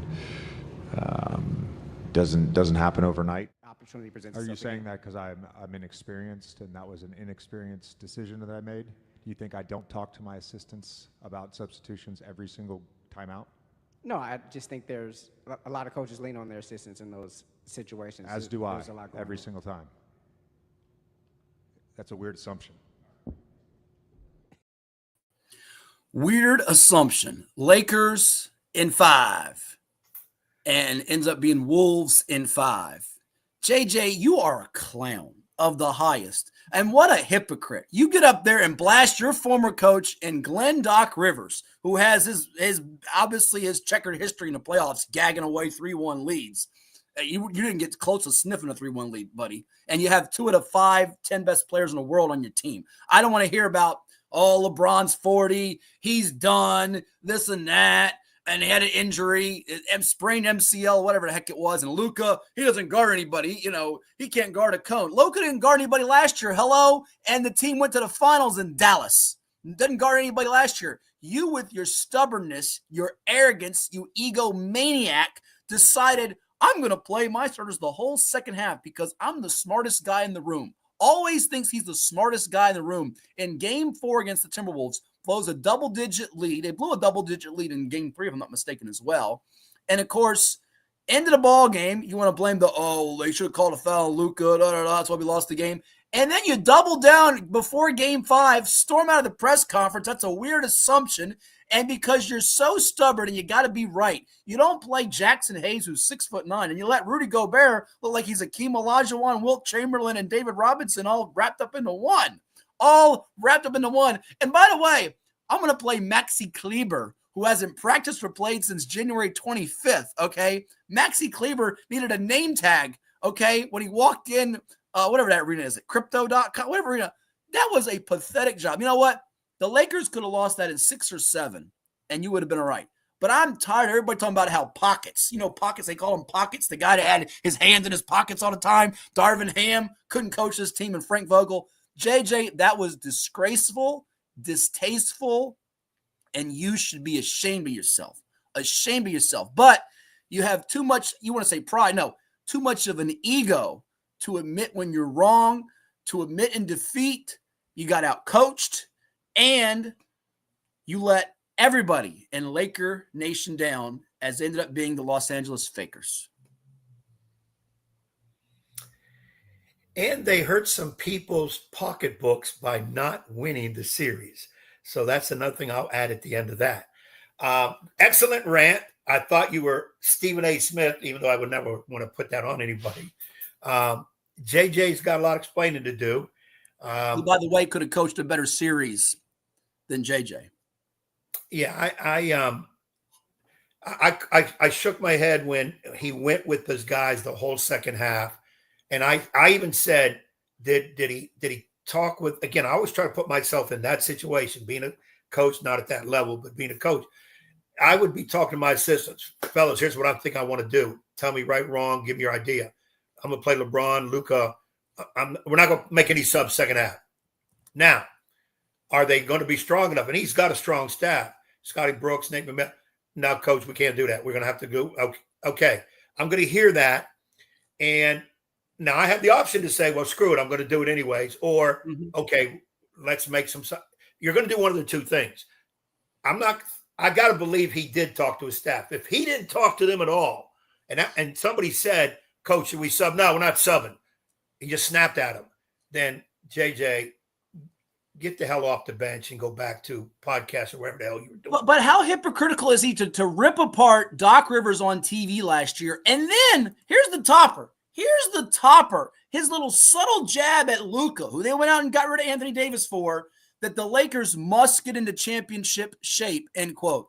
Well, hold on now. If you're not in a championship shape, why the heck are you playing these guys an entire second half? The guy was coming off an illness in game 3. You didn't rest him. LeBron is 40. That wasn't just irresponsible. It was dangerous. It was coaching malpractice at the highest in game 4, and it gave his team no chance whatsoever to survive in game 5 to push it back to Minnesota for a game 6 that would have taken place last night, like Houston was able to take it to a game 6 against Golden State. Ime Udoka, who's got his own off-the-court set of issues. Hello, Bill Belichick. At least he didn't play his guys in the second half and hit the panic button. You know what? I hear this about, well, it's Steve Kerr and Jason Kidd and Steve Nash. They jumped into it. This was a move that the Lakers didn't need to make. They didn't get Danny Hurley, and they made the wrong move. And unless this guy changes his ways and swallows his pride and admits mistake and admits failure and has the willingness to adjust, he's going to be a short-term coach, not a long-term successful one. I don't care about if he wins the regular season. You're in your team. It's funny how the Lakers were one of the favorites in the West outside of OKC. But then when they get beaten 5 games, well, we all knew the Wolves had a better roster. They got Ant-Man. They were there last year. Really? What happened to all 12 of those people on ESPN.com that picked the Lakers? What happened to them? You got LeBron and Luka. What's the excuse? Oh, the rest of the team's not good enough. Well, it was good enough to win 50 games. They were good enough to win that series. I picked them in 7, but I did say, watch out for the T. I did not see the T-Wolves winning in 5. If the T-Wolves win. Nobody did. Not even the T-Wolves did. Right. T-Wolves it would be didn't 7. see it. And when JJ got hired, I wasn't on board with it either. You know me, I'm against JJ only because of the statement he made about the old-time players are a bunch of people like Chamberlain. All those records don't matter because you played against plumbers and policemen or whatever. That is still sets in my head, and I'll be forever holding that against him. I try to give him a shot. I think he did a great job regular season, okay? But in the NBA or any pro sport, a lot of times you're judged on, once you're in the playoffs, what are you doing? What are your maneuver? He deflated the ball. I mean, he's going to have to sit back and say, wow, what a year. Okay, here's what I got to improve on. And again, I'm just big on, you got to hire a good staff, and then you got to depend on your staff for advice. Yes, many times I've asked my staff, and they were kind of against what I wanted, and I went with it anyways. And that's going to happen. But now he's got is it Scott Brooks and Nate McMillan on his bench, right? 2 former head coaches. So. Yeah, I think those are 2 of them. Yes. Oh, you don't even see. You don't even see them in the screen. At least when Tyronn Lue, the other coach in Los Angeles, is coaching, you see Jeff Van Gundy, who's a longtime veteran coach, established, been on TV many years, a lot better on TV than JJ was, by the way. You see him making the defensive gyrations similar to what Tom Thibodeau did in Boston with Doc Rivers when the C's won the 2008 finals over the Lakers, then led by Phil Jackson on the bench and Kobe Bryant on the court, the late, great Kobe Bryant. But for people to sit there and blame LeBron or Luka, no, this is 90% at the feet of one Jonathan Clay Reddick. So you heard our coaching perspectives on Belichick and on Reddick this morning. We had on Darrell Wood about the Derby. We've got more coming up on the Horsies too. And we've got KeAndre Lambert Smith of Maury High School now with the LA Chargers, 5th-round pick for them coming up in a bit. You'll hear Coach's reaction to Pop's retirement. We have taken our time out here on 757 Saturday Sports Talk. And yes, our man AJ Risser weighing in. The world's about to blow up. The Cowboys in shambles. The Lakers get bounced. Ed's Yankees dropped 2 or 3 to Baltimore, and he was there. He was there for the first spell. AJ, wake up, AJ. I think it was 3-0, one hitter last night, Tampa Bay. Stop living in the past. I give it to the Orioles. Whoa. The Orioles got a shutout last night. They blanked the Kansas City Royals. Okay, but I'm saying, did the Yankees not win last night? Thank you. They played a AAA team in Tampa Bay. I didn't ask that. I said, did the Yankees win last night? Tampa Bay. So just say yes, because they won. They lost the series. They lost the series to your Arizona. They played a Tampa Bay team that doesn't even have a major league ballpark. What are we talking about? Well, it doesn't matter. I mean, They lost to your Snakeheads. Okay. You lost 2 or 3 to the D-backs and the O's, and you lost 2 or 3 to Cleveland too, right? Yeah, absolutely. 3 series you've lost to teams that are not in first place. And I was at the first loss to the Orioles. I sat right behind home plate. Why they lost? Pushed the Yankees out. Okay. Yeah. And then they come back the next night, blow them out 15-3. Okay. It's all right. They lost the next night, right? And then they lost the next night 5-3. Yes. It's a long season. It's a marathon, not a sprint. Yeah. 162 games. Okay. AJ, I picked your Orioles to win the division. He did it to put the kibosh on him, is what he did. No, because I thought they were that good enough. Their pitching is ridiculous. And it's ridiculous. And I dare say right now, I think the Yankees will finish over the Orioles, but I don't see the Yankees winning the AL East. How about that? Although Dean Kramer pitched to Jim last night and Cano and Batista back of that pen, if those 2 guys are healthy, I'm not saying Baltimore's going to go on his magic carpet ride. They have a lot of things to fix, especially in that rotation. But they will get healthier, and there are better days ahead for his O's, like Timmy Kirkjian said last week on the show. So I do think better days are ahead, just like they are for my D-backs who lost a tough one last night, giving up a couple homers in the 7th to the Phils. Can't stand the Phils. Sorry, Jack. They just get on my nerves. The Phils get under my skin. Yankees get under my skin, and nobody I loathe more than the Dodgers these days. Oh, those Dodgers get on my nerves. Hey, and the Yankees have, of the 9 regular guys, 6 are hitting under the Mendoza line. He's not kidding about Jim Palmer. They could use him right now. They could really use Jimmy. Yeah, that's the whole problem with the Orioles, I guess. Especially now that Jim is about to try a chicken wing, or at least so we think. And by the way, maybe AJ can weigh in on this for me. Who is this lady? Have you seen her? I'm waiting for Coach to find her, because then Coach is going to get a little warm and fuzzy. There's a lady the last couple, and and Kevin Brown does a good job on the broadcast. This is nothing. I'm moving and grooving a lot of times. There's a lady, the last 2 Orioles wins they've showed late in the game, 8th and 9th. Maybe he has some insight or some O's fans out there do. I got to know who she is, because she has become now the camera favorite. She is into it. She's giving them all kinds of junk talk. She is hilarious. She's now starting to become like the new Orioles fanatic. But I got to find out who she is. We might get her on the show. She's hilarious. She is full of energy. She's something else, but I got to find out. He might know. They might have said but she was. I saw her one of the games they won this week, and then they came back to her last night. I saw there she is again. She might be a relative one of the players. I have no idea. Could be a season ticket holder. I have no idea, but she is entertainment. And I said the first night I saw her, I said, you know what? They got to make this a thing now, because she's got a bundle of energy. She definitely has it together. Funny stuff. Well, I got to see her before I make my comment. But AJ, that'll be AJ's assignment is to find out who this lady is. Get to the bottom of who this lady is. Get to the bottom of it or the top of it, whatever, and get her. We got to get her on the show. So we'll go from there. But and we got to connect at a Tides game. I have not been to one yet this year, which I'm ashamed to say. I haven't been to one yet. And you've been to several, because you go to more games now than anybody in America. And that's whether it's Major League, minor league, hockey, basketball. Ed logs more minutes, hours, games than anybody in America right now. So anyway. Well, I've got a little time on my hands, and I like to get out and see people perform. I like being with the people. I'm a people person. I like being amongst the crowd, and I got to be up close. I can't be sitting in the upper deck. Try that with the Ravens and the Raider game, and almost met my maker. So I ain't doing that one no more. The vertigo came for you. Got to be close. Timeout coming. We've got pop sound, and we've got a conversation with Brandon Adair before we hear from KeAndre Lambert Smith on this edition of 757 Saturday Sports Talk on Kentucky Derby Day on CoVA Sports TV. Back in a moment. Did you know that the minimum limits in Virginia are $30,000? $30,000 is a lot of money on an individual basis, but if you're involved in a personal injury matter, that's not enough. Here at Williams-Deloach, we're happy to provide a consultation on the amount of coverage you have in your vehicle. It can be confusing. Not many people understand it. You know you need to have it, but do you have enough?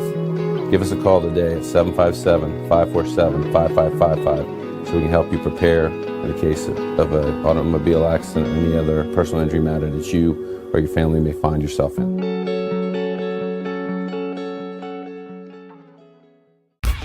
For any athlete, making it to the top sometimes comes with a few steps back.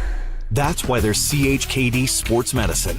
Advanced diagnostics, treatment, and rehabilitation for sports injuries, just for young athletes like yours. What's up at DQ? Oh, just the best deal ever. The $7 bacon cheeseburger meal deal. Bacon cheeseburger, fries, drink, and a sundae. No time to be modest. It's all full size for just $7. Right now at DQ. Happy tastes good. Well, it's everybody's favorite time of year again. Time to prepare to make your annual donation to that infernal revenue service. And if you're like me, you need help. Help to keep that donation as small as possible. So get off your W-2 and call John Maynard at John's Tax Service. 455-6763.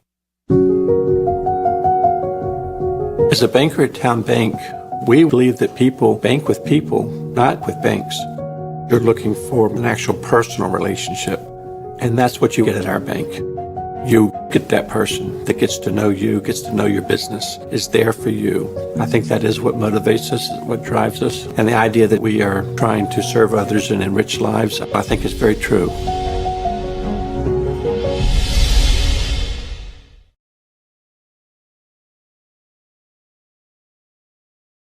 What makes a life a good one? Is it our adventures? Or the friends we find along the way? Is it the challenges we conquer together? Maybe it's the people's lives we touch every single day. So, what makes a life a good one? You'll have to figure that one out for yourself. After more than 50 years of innovation, AstroTurf still leads the way. The inventor of artificial turf does it all, right here in the USA. We engineer, test, manufacture, and install the world's most innovative fibers and turf technologies, with over 30,000 tracks and fields worldwide. AstroTurf, powered by Sport Group. Energy levels great. Worst shots in the history of basketball. NASA discovered all those habitable planets the other day. You guys know about that? 1,200 habitable planets. What's 1,200 new? And then last night somebody lost a basketball game. Get over yourself. He's LeBron James. That's what makes him difficult to guard. How do you feel he's performed in the first quarter? He's done well. All right, I feel like I've come out ahead here. Do you want to just end it on this one? No, I was looking forward to a second question. Who's the one guy who asked the third question, isn't it? Did you just get two? My bad. Next guy that misses a free throw, gonna buy me a new car. This is the preseason, right? We got to do this in the preseason? Are you kidding me? Part of the in the contract. preseason, we got to do this? What was your biggest challenge during this preseason? Oh my gosh, getting to the restaurant on time. How happy were you with the shot selection, even though they came back? Happy? Happy. I don't know how to judge happy. In the middle of a contest, nobody's happy. Your thoughts on the third quarter? We're behind. What did you like about the way your team played? The ball went in the hole. How would you describe tonight's win? I don't know how you describe a win. It's better than a loss. They said explore your feelings at the end of the third quarter. So are you? Oh. Thank you, Pop. Appreciate it. It's been fun. Yeah, no doubt. Same here. Hey, Pop, thank you. It's been a joy.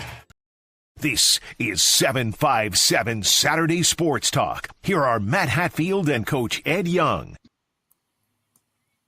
And we welcome you back to 757 Saturday Sports Talk. A salute to the one and only Greg Popovich, who's retiring from coaching and moving into the front office. And what a run he has had, Ed, at the top of the NBA chain for so many years. You know, people will say it's Red Auerbach. Some will say it's Phil Jackson. Regardless of where you stand, what Pop has done in San Antonio, the longevity, the consistency, it's something to marvel at.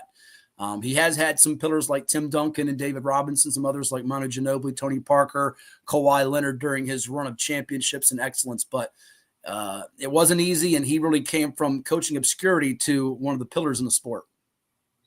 Yeah, we all saw this coming. When he took that time off, the health reasons I had mentioned, I'm pretty sure this is going to be it for him. Spurs going through a change. He's just going to concentrate on being team president. Going to miss him on the sideline. Going to miss the interviews. Love the interviews. It's perfect. His interviews are absolutely perfect. He comes across sometimes again as the word you use, curmudgeon or whatever. but I think it's it was curmudgeon. I think it's curmudgeon. Curmudgeon. Yeah. I think people took him as ignorant at times on his. He didn't have to be short. I didn't. It was his method of handling the questions, and he is a funny guy. He's one of those guys. When you see him, if you don't know him, you'll have names for him that are good. But if you got to know him behind the scenes, completely different. And I think that's what he is. It is things with who was the guy there? The one that late Craig Sager. Yeah. Yes, just great. Hall of Fame level. Yeah. And those two admired each other through all the years and that. But he is 5 championships. He is one of the best coaches of all time. And yes, he had David Robinson, Tim Duncan. He had Hall of Fame. Yes, but the way he put them together, and the Spurs were always known for bringing in guys that you were like, huh? And he made them fit in. Because the thing about NBA, especially NBA coaching, not so much your X and O ability, it's your ability to lead and to get them to buy in consistently to what has to be done and to play like professionals. Sometimes that you would think, well, they already know they're professionals. Okay, then why do teams win 12 games, 15 games? They're all professionals and making $22 million a year. He was great at that. He got them to buy in. I like his one timeout. Next guy that missed a free throw buys me a car.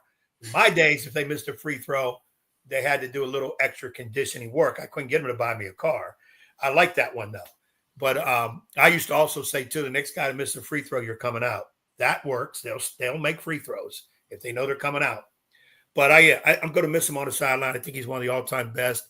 Personality is I like it. And we go for it. I guess Mitch Johnson will take over full-time with the Spurs. He was the acting head coach, interim head coach, and he will take over full-time for them. So, but at least he's staying in the game as a president. Morgana the Kissing Bandit. Google that one if you haven't with Nolan Ryan. Hey, AJ, that's going way back, Morgana. Before we bring in KeAndre Lambert Smith after the break, one of the referees that won't be getting a chance to tee up Greg Popovich is someone we hear from next, who we caught up with last week at the Virginia Sports Hall of Fame, Ed. Yeah, you had a chance to talk to a good friend of the show, person we've known, tremendous character guy, great player at Virginia Wesleyan. He's becoming a great official in the NBA. I think 7 years now up there, Brandon Adair. And Matt had a chance to talk to him in his induction, Virginia Hall of Fame. And let's see what these two talked about here on CoVA Sports TV. Here with one of the newest members of the Virginia Sports Hall of Fame class of 2025, part of the 8-member class, Brandon Adair out of Princess Anne High School in Virginia Beach and Virginia Wesleyan. Brandon, congratulations. You're going into the Hall of Fame, something you probably couldn't have dreamed of as a little boy, huh? Oh, I never expected it, especially coming out of Princess Anne High School and just going to college right up the street of Virginia Wesleyan. That wasn't the dream or the goal to set out. I just wanted to keep playing basketball, and it's the team accomplishments put me in a position. So they had to pick somebody. Now you're officiating the NBA, and people critique you all the time. When you were growing up as a player, not many people knew you. You go to Virginia Wesleyan, you become an All-American Player of the Year. How many of those memories are rekindled tonight? Well, seeing a lot of my teammates here tonight and being able to make it kind of brings back all the memories of how close we were. I mean, we're still telling stories from when we were in college, and everybody has a memory like they can tell the exact story the same way. It's very humbling to be here, to be honest. I mean, you look around the room, you got the Joe Smiths of the world, Ali Kriegers, and I'm up there at the same table with them. And you kind of wonder, it's like, wow, I guess I did have a very successful career at Virginia Wesleyan. Yeah, a lot of pinch yourself moments. You play for Princess Anne High School, you go to Virginia Wesleyan, win a national championship. You play professionally overseas. You're officiating NBA games. People see all the time. Take me through a little bit of your journey. What was kind of a turning point for you on this journey to having the success you've had? To become a referee? I mean, obviously when I was playing, and I was fortunate enough to go overseas for 2 years, obviously in Germany, and I came back and I just realized I just didn't want to do 10 years of this or 15 years of this and come back to the real world. So the point of it was I tried coaching, and that didn't work out, but I wanted to stay within the game. And then once I picked up a whistle, I kind of couldn't put it back down, and I found a way to love to being a referee. And I'm sure a lot of mentors on your journey to become a referee, but how about as the playing aspect? Certainly you, your teammates, Coach Macedo, that 2016, hard to believe it's almost 20 years, helped put Virginia Wesleyan's program on the map. What do you remember most about that and the most satisfying part, in addition to winning the championship that last day? Just the way we did it for each other. At the end of the day, I have it written down in my speech tonight that, playing Division III, the only time the headlines and media coverage comes to us is if you're winning. That's the only reason that they started paying attention to us, because we became top 25. So if we just kept winning, then we would have got let's say the stories in the paper, and we would have got more notoriety. And then once we won the national championship, it really did put Virginia Wesleyan on the map. To be recognized at Virginia Wesleyan as an all-time great is certainly special. To do what you're doing now professionally as an NBA referee has got to be unique as well. But to be in a Hall of Fame amongst this group of individuals, what's that mean to you? It really hasn't hit yet. Like I said, once I go first tonight, I'm speaking first. I'm going to sit down and just be able to, be a fan. I'm a fanboy tonight, and I'm going to sit back and listen to everybody's story, because everybody's story is different about how they got to the Hall of Fame. And, Dan, the broadcaster, he was telling me some stories earlier, and it was just like, wow, like you asked him what his favorite tournament game was, and it will surprise you with his answer. And you would never expect it until you listen to the how and the why that is. A couple more for you, like Sharon. How about mentors that have meant a whole great deal to your life and your journey, your path? Outline a few for me, because I know it takes a village. Yeah. Well, my mom's the first and foremost. She's the mentor, the idol, the one I look up to and we're able to talk to. Officiating world nowadays, obviously you have the Tony brothers, and then they have two more in attendance that have been through the journey with me through the minor leagues and just finished our 7th season together, and that's Matt Myers and Natalie Sago, and they'll be here tonight, and I'm very fortunate to have them in attendance too. What has Coach Macedo meant to you in your life? It's amazing he's still coaching at Virginia Wesleyan, going strong there. Yeah, I give him a hard time all the time. He's kind of softened up a little bit, but I think he told me the other day he's been there at Wesleyan 28 years. And I was there kind of like the early stages, and we talk weekly. Sometimes we don't even talk about basketball, and that's kind of a relationship we built. It's a fatherly figure to me, so I really look up to him, and he has that open door policy, the open phone line. Any time of the day, you can always reach out to him and get in contact. Sure. I know you're still very early on in your NBA officiating career, so many more years to watch you do your thing there. But what would you tell a youngster that wants to one day, they may not want to be a Brandon Adair, they may want to be that LeBron James or Kevin Durant. They have aspirations.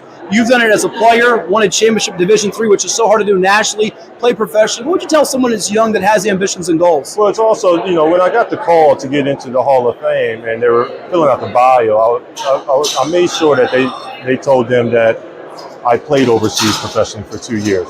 And a lot of kids these days, they feel like if they go to Division III, their goals weren't going to be accomplished. So it was an adamant statement that I told them. I said, well, make sure you put in, because it is achievable. If you have dreams to play professionally, whether it's overseas, whether it's stateside in the minor leagues, you can go to any level. And as long as you continue to develop as a person, as a player, then your goals are accomplishable. You can believe you can achieve, and Brandon Adair is a Hall of Famer. Thank you so much. Oh, thank you. So congrats to Brandon Adair and all the Hall of Fame inductees from last weekend's Virginia Sports Hall of Fame. We'll take a timeout. We've got coming up KeAndre Lambert Smith. He had a Maury High School in Norfolk, a 5th-round draft choice of the Los Angeles Chargers. They had the Superchargers. Played at Penn State and also at Auburn. We'll talk with him about his NFL journey. Coming up, we hear from our sponsors right after this on CoVA Sports TV. Back in a second, right here. For any athlete, making it to the top sometimes comes with a few steps back. That's why parents count on CHKD Sports Medicine, advanced diagnostics, treatment, and rehabilitation for sports injuries, just for young athletes like yours. With convenient locations across Hampton Roads and a whole team of experts here to keep your favorite player at the top of their game. CHKD Sports Medicine. Learn more at chkd.org or call the CHKD Sports Injury Hotline. CoVA Painting. We don't just paint, we transform spaces. Visit CoVAPainting.com or call 757-550-7357 and mention the Sportsplex for 10% off of projects over $1,000. What's up at DQ? Oh, just the best deal ever! The $7 Bacon Cheeseburger Meal Deal. Bacon cheeseburger for a limited time, plus fries, drink, and a sundae. Yeah, this is not the time to be modest. It's all full size for just $7. And there's bacon on that burger. The $7 Bacon Cheeseburger Meal Deal. Now, for a limited time on the $7 Meal Deal lineup. Come up with the perfect play. Got Hunter split out as a wideout, at least for now. We'll see if he motions. He will come in the backfield alongside Thorne. And now sprints wide left. Thorne looking middle, and what a catch! Lambert Smith came down with it. Breck snap, pitch back, Reed rolls right, dropped! It was dropped! Auburn wins!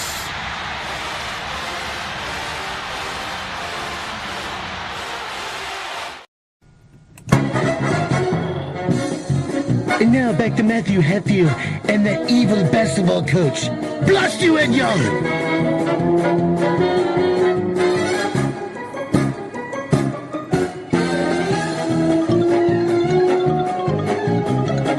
And we welcome you back to 757 Saturday Sports Talk on CoVA Sports TV. Like, share, and subscribe to our YouTube channel. Interact wherever you are tuning in, be it Facebook, IG, Virginia Preps, and so many other platforms. We are now delighted to be joined by a special guest, a fifth-round draft choice, 158th overall of the Los Angeles Chargers, out of Maury High School in Norfolk. He started at Penn State and then with the Auburn Tigers, KeAndre Lambert Smith. How are you, my friend? Congrats. You've made it to the National Football League.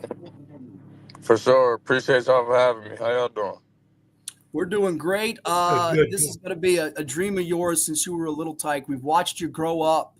Certainly people know about your famous uncle, who also was a fifth-round draft choice, by the way. Seattle Seahawks, part of the Legion of Boom. He started at Maury and Cam Chancellor. You go to Maury. You win the program its first state championship. It's hard to believe that's been 6 years ago, I think it was, Dre. You hear your name called. Take me through the emotion when you get that phone call. You're sitting there on the couch with your family, and you've realized, oh, my goodness, I've made it.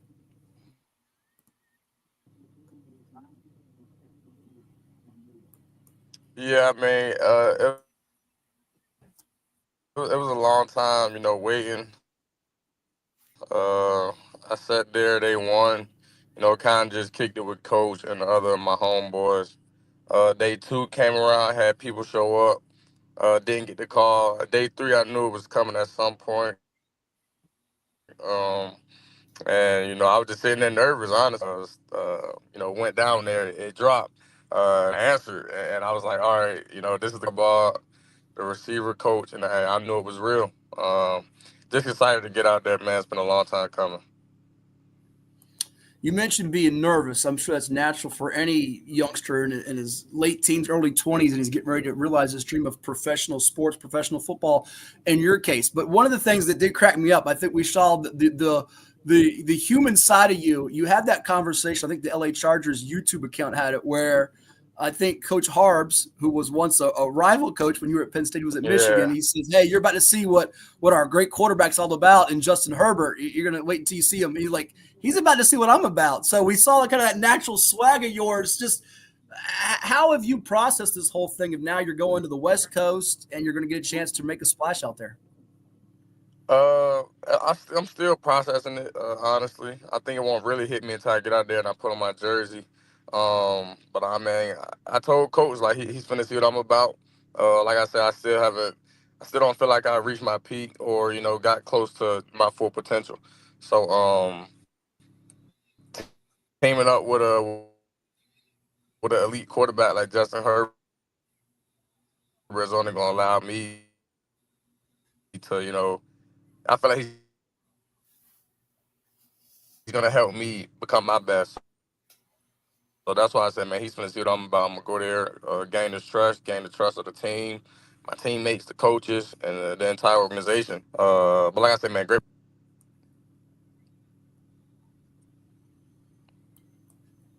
You were breaking up there last thing you said. We didn't catch that last part. You said, what was that? What part did it go out You at? caught up. You said the last little bit after you talked about playing with a great quarterback in Justin Herbert. You kind of cut out for a second. Yeah, he's just going to allow me, take my game to the next level, lining up and teaming up with a great elite quarterback like him. So, like I said, just grateful for the opportunity. And like I said, can't wait to get out there. KeAndre Lambert Smith, fifth-round draft choice of the LA Chargers, our guest here out of Maury High School in Norfolk. 50 grabs for 981 yards and 8 TDs this past year in the SEC with the Auburn Tigers, and had that memorable win on that late Saturday night game, Ed, against Texas A&M down there at Auburn. Yeah. Dre, first of all, Ed Young here, congrats on the draft, getting into the NFL. You've earned it. Thanks for coming on to our show, too.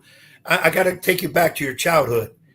Growing up, I know you had the dream of playing in the NFL. As you got older, you saw you had the talent. It's going to be there. Was there a particular team, or who was your favorite team to play? I know you might say Chargers now because those are the ones that got you, but in all honesty, was there a team that you always dreamed about playing for in particular? Yes. So I grew up a huge Steelers fan. I'm obviously from Virginia, so people ask me how did I become a Steelers fan. Maybe kindergarten and first grade, my teacher used to come in with a terrible towel. I just got drawn to the Steelers. And then I happened to watch my all-time favorite receiver, Antonio Brown, which is funny because, he wore 84, and that's what I'm rocking in L.A. now for the time being. So, just that's who I like growing up. And then obviously when my uncle went to the Seahawks, I was like, all right, I'm a Steelers and Seahawks fan. But like you said, now it's all LA. Yeah, he'd really been torn, Ed, if that Super Bowl had happened when Unc was there. They met in the Super Bowl, but it wasn't when Uncle Cam got there. It ended up Cam winning the Super Bowl later, but that'd have been really crazy. And he's wearing 84 just like AB. How about that? But that was going to be my next question. Did you model yourself after any particular receiver? And of course, Antonio Brown, who had a knack of getting open and then yards after catch, was tremendous with them. And of course, he had his own flair too, which sometimes was his downfall. But when it came down to production, that's what he is. Yeah. And I'm imagining with the Chargers, it doesn't matter where you get drafted. You're going to get a shot. We look at what happened with one Shador Sanders, which is overkill. Is he drop. But I simply said, and I do think that he did drop further than what he should have. But on the other hand, he's picked. He's in there now. Now you got to show out what you can do. What are the Chargers really getting with you? They're getting somebody, basically a culture driver. I'm going to come drive the culture, set the standard, and hold it to wherever it is. And just a guy, like you say, that's going to come in with swagger, going to come in and compete. I'm an ultimate competitor. I think that's probably my biggest trait. And just a genuine guy who's going to connect with everybody in the locker room and be consistent. And like I said, I'm going to gain the trust of the organization, my teammates, my coaches, and, produce and maximize my role, whatever that is, rookie year and going on. But definitely getting a competitor, consistent guy who's going to make plays, get open, and do anything you need him to do. A guy that was player of the year with the Maury Commodores. They won a championship 6 years ago. They now won 3 state championships. KeAndre with 1,500 plus yards from scrimmage and 26 touchdowns his senior year with the Commodores. Our guest here now with the LA Chargers. Dre, last year was funny at the Maury Showcase Day. You were standing around. So was Tavion Robinson from Cox High School in Virginia Beach. He went from Virginia Tech to Kentucky, and you were making that transition from Penn State to Auburn. And he made the statement that, it's a little different down there in the SEC. How right was he? What did you realize that was different about playing in SEC football, and how did you improve from Penn State to Auburn this past year? Yeah, so when I went to and you guys kind of broke out, but I think I caught the meat of the question. When I went when I went to Auburn, I was already pretty developed. I was a 5th-year guy. And I'm not going to get into the whole, which conference is better. I feel like it's great players in every conference, even the lower divisions. But, I played against great competition. Like, I tell everybody, at Penn State, I feel like I practiced against my hardest competition. It was, my first rep was against Joey Porter Jr. I went against Jair Brown, Jaquan Brisker, a lot of guys in this year draft, Jalen Reed, KJ Winston. I can go on, Kalen King. So I always practiced at a high level at Penn State and, played against a lot of great competition. I went against Will Johnson, Witherspoon, Banks from Maryland. So I always played against guys.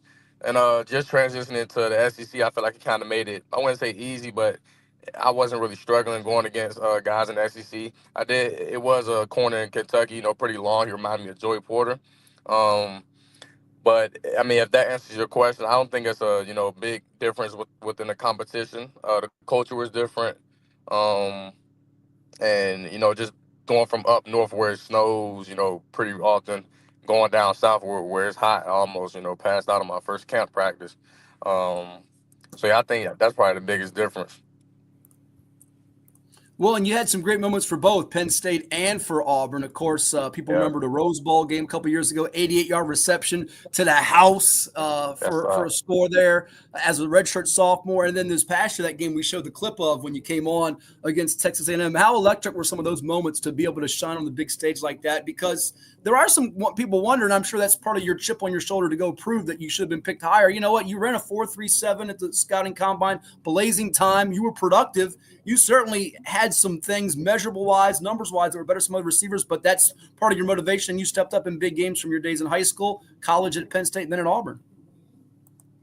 I mean, that's kind of. I feel like I play. When the lights are brightest, I feel like I shine the most. So like you say, I've been on the big stage at Penn State, played in a lot of electric games. Going to Ohio State when they were loaded, the whiteout games, and then like you said, just this past year, the 4 overtime versus A&M. End up crowd surfing after the game. Never experienced fans rushing the field.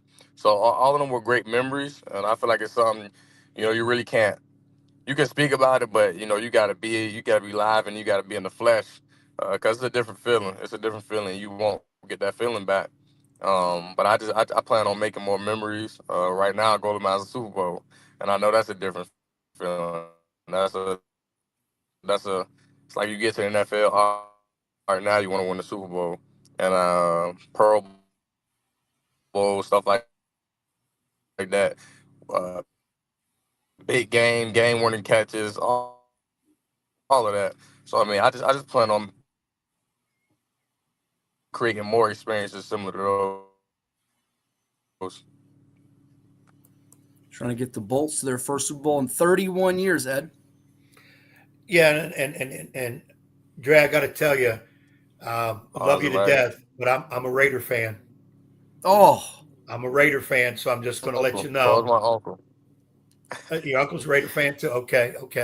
I want to ask you about the combine. There's been a lot of talk about the interview process, and the NFL asked some crazy questions, and I mean personal questions from what we're hearing.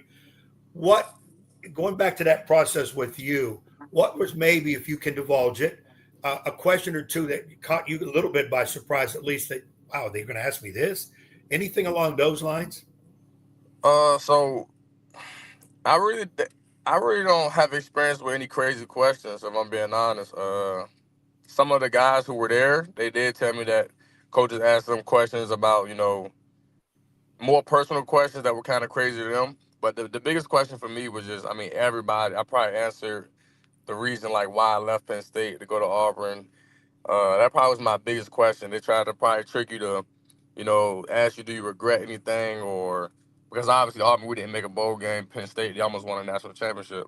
So I mean, I feel like it was just a lot of question on why I left Penn State. But I didn't really get hit with no crazy questions that caught me off guard. Another behind the scenes thing I'd like to hear. Matt and we've interviewed a lot of, coaches, experts. People think they're experts. We have our own opinions. NIL deals for college athletes.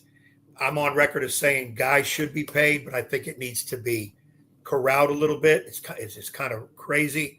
You're an athlete. You're the one that benefited from it. You were right in the middle of all that. What's your opinion on it? Do you think it's good as is? Do you think there should be some changes? I always interested to hear what the athletes involved would think about it. Yes, I definitely think it was a great addition. Like you say, it's almost like pre-NFL, so you get the opportunity to take care, the people that you that's in your circle, the loved ones. You get a chance to take care of them a little sooner now. But I feel like I got out of college right at the perfect time, because I mean I didn't get 8 million or whatever these deals going around. That wasn't me, so I don't know too much about it. I do think it should be a little more regulated with a little more, but I think that's gonna come the longer Oh, we lost him. His phone cut out. We'll see if we can get him right back. Yeah, he was having something. He might be going for a tough area. Well, I think he was set. It might be the phone could have got overheated or could have cut out there. So we do apologize. We'll hopefully get reconnected with KeAndre coming up here as he was talking about the NIL process, and we've got him, I think, now back reconnected with us. So hopefully he rejoins us. Sorry about that, Dre. Sometimes internet technology will just cut out on you. Finish up what you were saying there. You were telling Coach Young about the whole NIL process and what you think. You weren't one getting $8 million, but give us your thoughts begin to finish up. You said that one more time, because I literally just lagged out and I had to rejoin. No, you're good. I said you cut out. You dropped out on us on that question that Coach Young asked you about the NIL, and you weren't one of the guys to get $8 million, but you see some benefits on it. If you could kind of finish up your statement that you had, that we lost you midstream there. Yeah, so I mean, I wasn't one of the guys getting $8 million, so I feel like I left college at the right time. But I definitely think it's going to become, as NIL continues to grow and college continues to evolve, I think it's going to be changes made. But I think it's a great addition, because I mean, it's a lot of long hours that college athletes put into it, from school to the practice field to weight room to playing games, and it's honestly like a pre-NFL. That's what you're gonna do in the NFL. You're gonna get paid. You're gonna get deals, sponsors, all of this stuff. So I mean, it's just getting you ready for the next level at an earlier time. But I do think it's gonna be changes made. There's been a lot of great wide receivers that have followed you at Maury since you departed. That group that you and Ty Granger and Cam LeBourne and Deshaun Peel. What would you tell that next receiver in line that wants to be the KeAndre Lambert Smith? Besides, I'm sure that come and be yourself, don't be me. But what's the biggest thing you learned going from high school to college? And also, to follow it up, what have you learned as you finished up the college part of your career, as you begin this NFL journey, the biggest piece of advice or thing that you've soaked up as you get ready for this next step in your journey? Yeah, I mean, just be real intentional with your time. Time waits for nobody. Whether it's taking care of your body, limiting distractions, and just hitting the playbook hard. You got to know what you're doing, but just making sure you got everything in line, dealing with yourself, and control what you can control. I think that's something I kind of was preached from Coach McCain to the next level to all my coaches. Just control what you can control, because you can end up in a circumstance where you may not be used to it, or it may not be going your way. It may not be benefiting you how you think it should be. But you got to just control what you can control, head down, and be the same guy every day. And everybody's journey is different. So when it's your time, you got to be ready for it. Looking to seize the moment, KeAndre Lambert Smith, a couple minutes with him here, the 5th-round draft choice of the Los Angeles Chargers, 158th overall out of Maury High School in Norfolk, pride of the 757 after a 50-catch, 981-yard, 8-touchdown season for the Auburn Tigers in the SEC, and one of a dozen or so guys that got picked from the Commonwealth of VA this year, Ed, who played their high school ball in our state in this year's NFL draft. Well, and Dre, I got to ask you, your uncle, Cam Chancellor, Legion of Boom, and when you came across the middle against him, you were picking up different parts of body, and you went to the sideline knowing you were hit. Has he talked to you? I'm sure you all have interacted about the NFL process, and let's take him and I can't put you at where he was, but I can bring him back to where you are now in your high school, college primes. 2-part question. Your interaction with him in the NFL process, number one. And number two, who would beat who in a one-on-one in your primes at the college level? Uncle Cam or Dre? Okay, so you kind of just let it down. I apologize. I don't know why this internet is acting like this. Could you just restate the meat of the question? Well, let me give you the first question. Sure. Your uncle, of course, great career with Seattle, and he was a hitter. You played then that Legion of Boom back here in that backfield. You knew you were getting hit. How has he helped you through this process of getting you NFL ready? And we'll do with that question. And when you're done with that, I got another question. Talk about us with the conversation with Uncle Cam. Okay.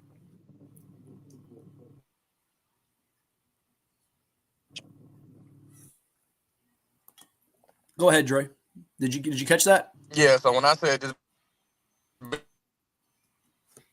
being intentional, he kind of taught me about like being punctual with time. Can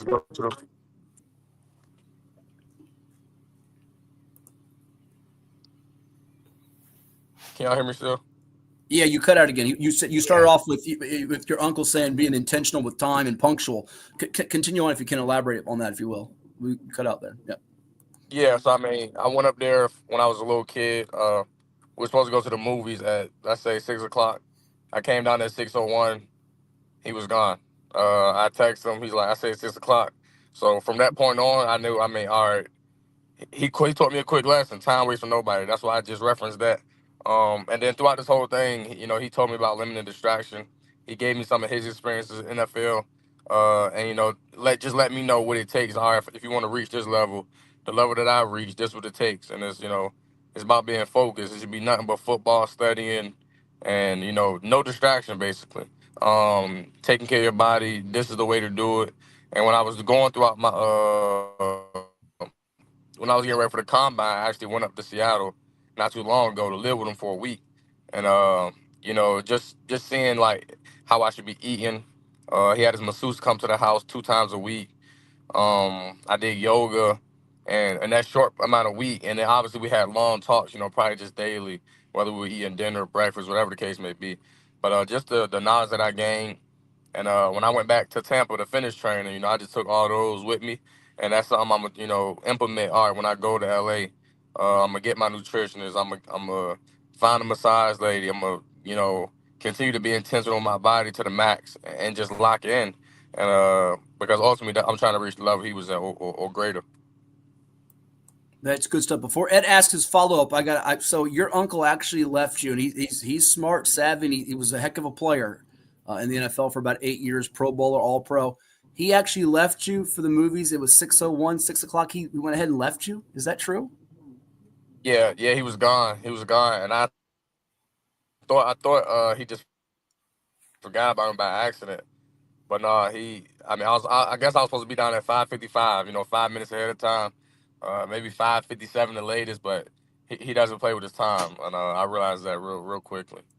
No, Dre, I think I should adopt that method with Coach Young because he always says, you know, we're at 10 o'clock or something or a specific time, and he's always 5-10 minutes late. We brought you on a few minutes late because of him being long-winded. So I should just leave him in the dust, shouldn't I? Just like Cam did you, right? That's what I should do to Coach, shouldn't I? No, hold on. Don't get Dre to be talking the wrong way. Dre, I'm late because I already know when I get there, I got to sit around and wait for this dude. Oh, he's got excuses. Don't let him snow you. Excuses. That doesn't win you games, doesn't win you anything. That loses you money. What are you doing? Yeah. No, I'm just saying. But I don't know the other question I did have for you, Dre, is in your college primes, because you've already been there, and Uncle Cam was been there too. Who would win a one-on-one battle between you two?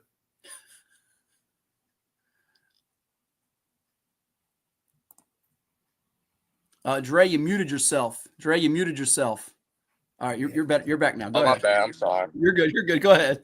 So we kind of lagged out again, and right now I'm trying to move the car somewhere to get better signal because I don't know why it keeps going out. But I know you said who would win a one-on-one battle between me or Cam, and I think we both know that I would. You know, Cam is kind of, you know, he hasn't been working out as much as I have, and he hasn't been on his P's and Q's, so he still take care of his body, he still eat right, but you know, I'm more conditioned, quicker than he is. Now, I would never go heads up with him. I think somebody asked me what would I do if I get a slant and he's right there. It's gonna be a conservative catch. You know, I'm not just gonna take a hit from Cam for no reason. But as far as, you know, him lining up in the slot trying to cover me, he know it'll be a long day for him. He know that. All right, because we're going to get Uncle Cam one of these days on here, and I'm going to tell him Dre said he would smoke you without any problem, and we're going to see what he says, because I don't know him that well, but I bet he's going to say, come on, young fella, let's do it right now. And I'm talking about both of you in your college prime, both great condition, top of your game. College? At your top of your game, because right now.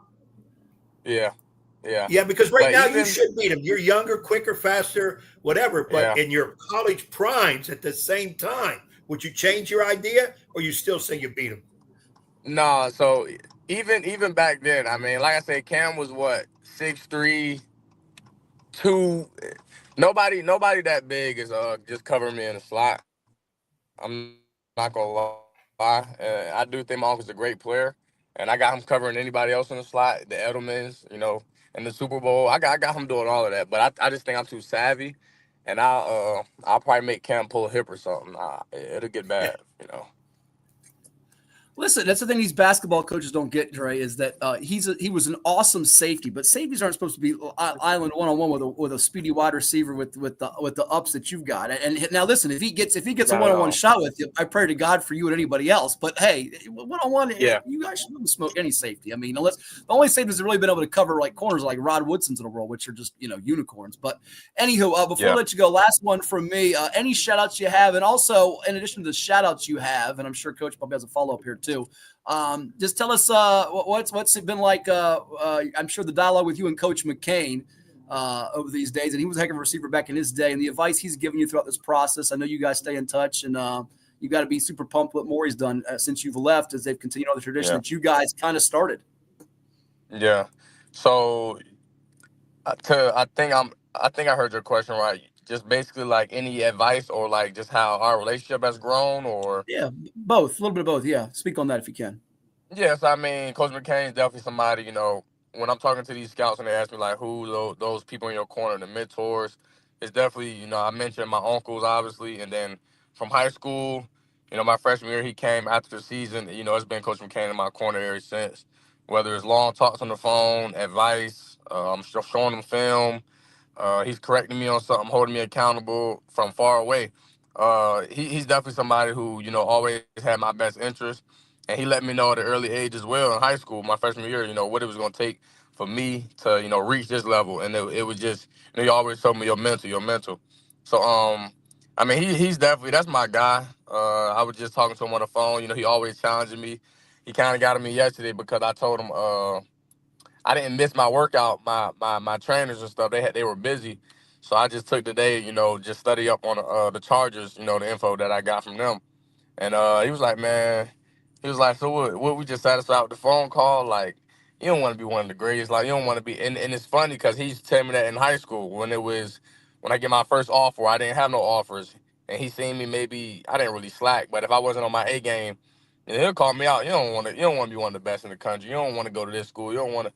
So he always going to challenge me to be my best. I think that's what I appreciate him the most for.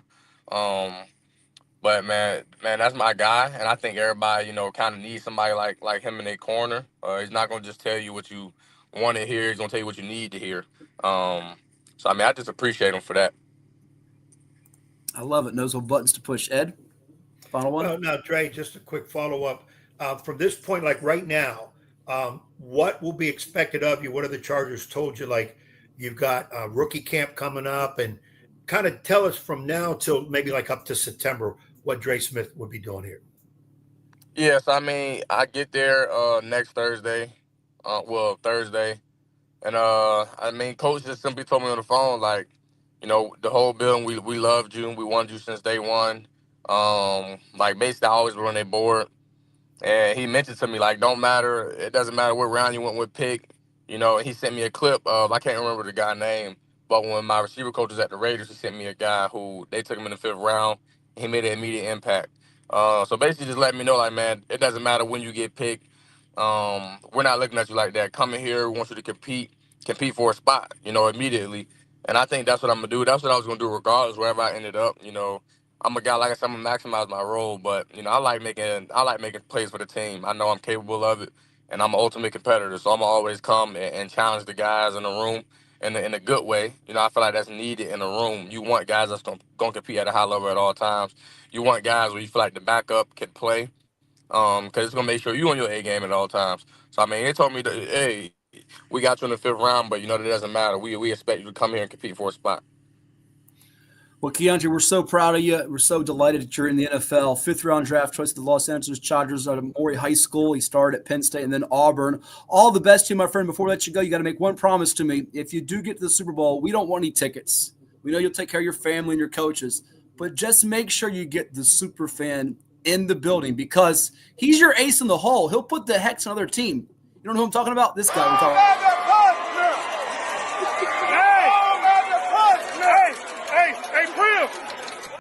Get our buddy Darrell in the building because he'll put the hex on the other guys and you guys will win, all right? Yeah, I might got to get Darrell in there. I might got to. Hey, Dre, all the best to you, my friend. We'll talk again soon, and best of luck to you in the Chargers and down the road. Yes, sir. Appreciate y'all having me. You bet. Good luck to you, Dre. Thank you. KeAndre Lambert Smith, our guest here on 757 Saturday Sports Talk. We'll take a timeout and come back and put the finishing touches on this edition of the show here on Kentucky Derby Day. You're watching CoVA Sports TV. But one more word from the sponsors that make it possible for us to do this with you each and every Saturday. Stay tuned. What is more? Is it more reps, more strength, more stamina?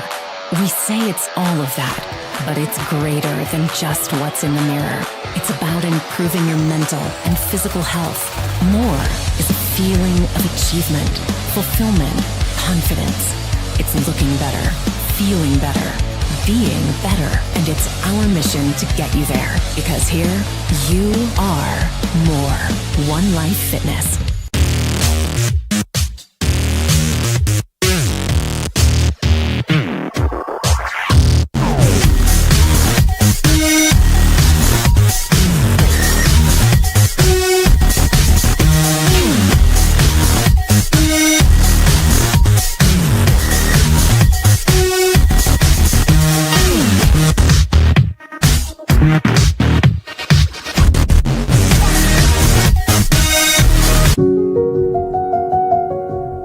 As a banker at Town Bank, we believe that people bank with people, not with banks. You're looking for an actual personal relationship, and that's what you get at our bank. You get that person that gets to know you, gets to know your business, is there for you. I think that is what motivates us, what drives us, and the idea that we are trying to serve others and enrich lives, I think is very true.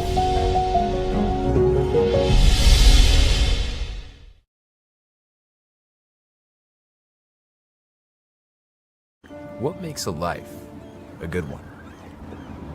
Is it our adventures? Or the friends we find along the way? Is it the challenges we conquer together? Maybe it's the people's lives we touch every single day. So, what makes a life a good one? You'll have to figure that one out for yourself. Well, it's everybody's favorite time of year again. Time to prepare to make your annual donation to that infernal revenue service. And if you're like me, you need help. Help to keep that donation as small as possible. So get off your W-2 and call John Maynard at John's Tax Service. 455-6763. Portco is your local nonprofit organization dedicated to economic empowerment through employment for people with disabilities. We focus on abilities, not limitations, providing on-the-job vocational support. Find your pathway to employment. Contact us or learn more at portco.org. I'm Dr. Mark Cardelia, orthopedic surgeon and surgical director of the CHKD Sports Medicine Program. We see a lot of knee injuries in student athletes these days, and many of these are ACL tears. Parents often ask how to know when a knee injury may be serious. The most obvious symptom is severe pain or swelling in the knee joint. Your child may have heard a pop when the injury occurred. Look for signs they can't put weight on the knee around 48 hours after the injury, or if the knee feels unstable or wobbly. Those are all signs you should see a CHKD sports medicine specialist. Our sports medicine physicians, surgeons, athletic trainers, and physical therapists understand the needs of growing athletes and tailor treatment to fit each child's age and level of activity. Our goal is to accurately diagnose the problem in a timely fashion and provide the treatment that will ensure a safe return to activity. Kids want to play. Welcome back to 757 Sports Talk. No, it's not in the pool. It's Hatfield and Young at the Plex, the Virginia Beach Sportsplex.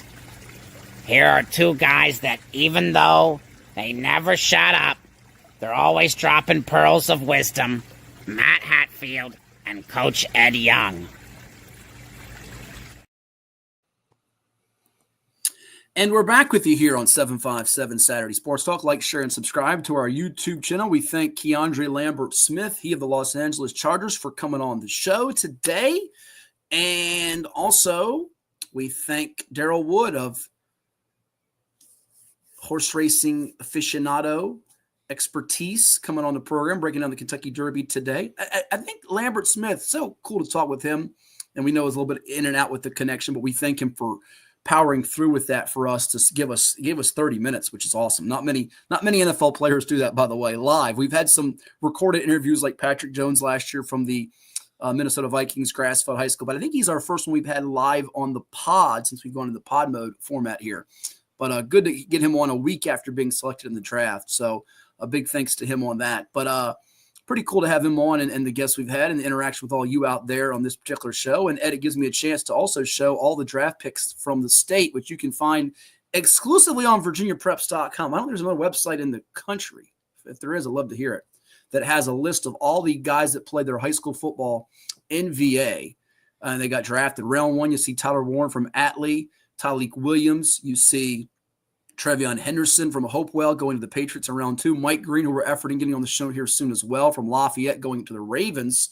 Jonas Sanker from the Saints, from the Covenant School in UVA. Charles Grant, we're going to also effort getting on from William and Mary and Churchland High School to your Raiders in round 3. Ty Felton, who once upon a time, Stonebridge, big rival in some state championship games with Maury, and KeAndre Lambert Smith, who goes in round 5.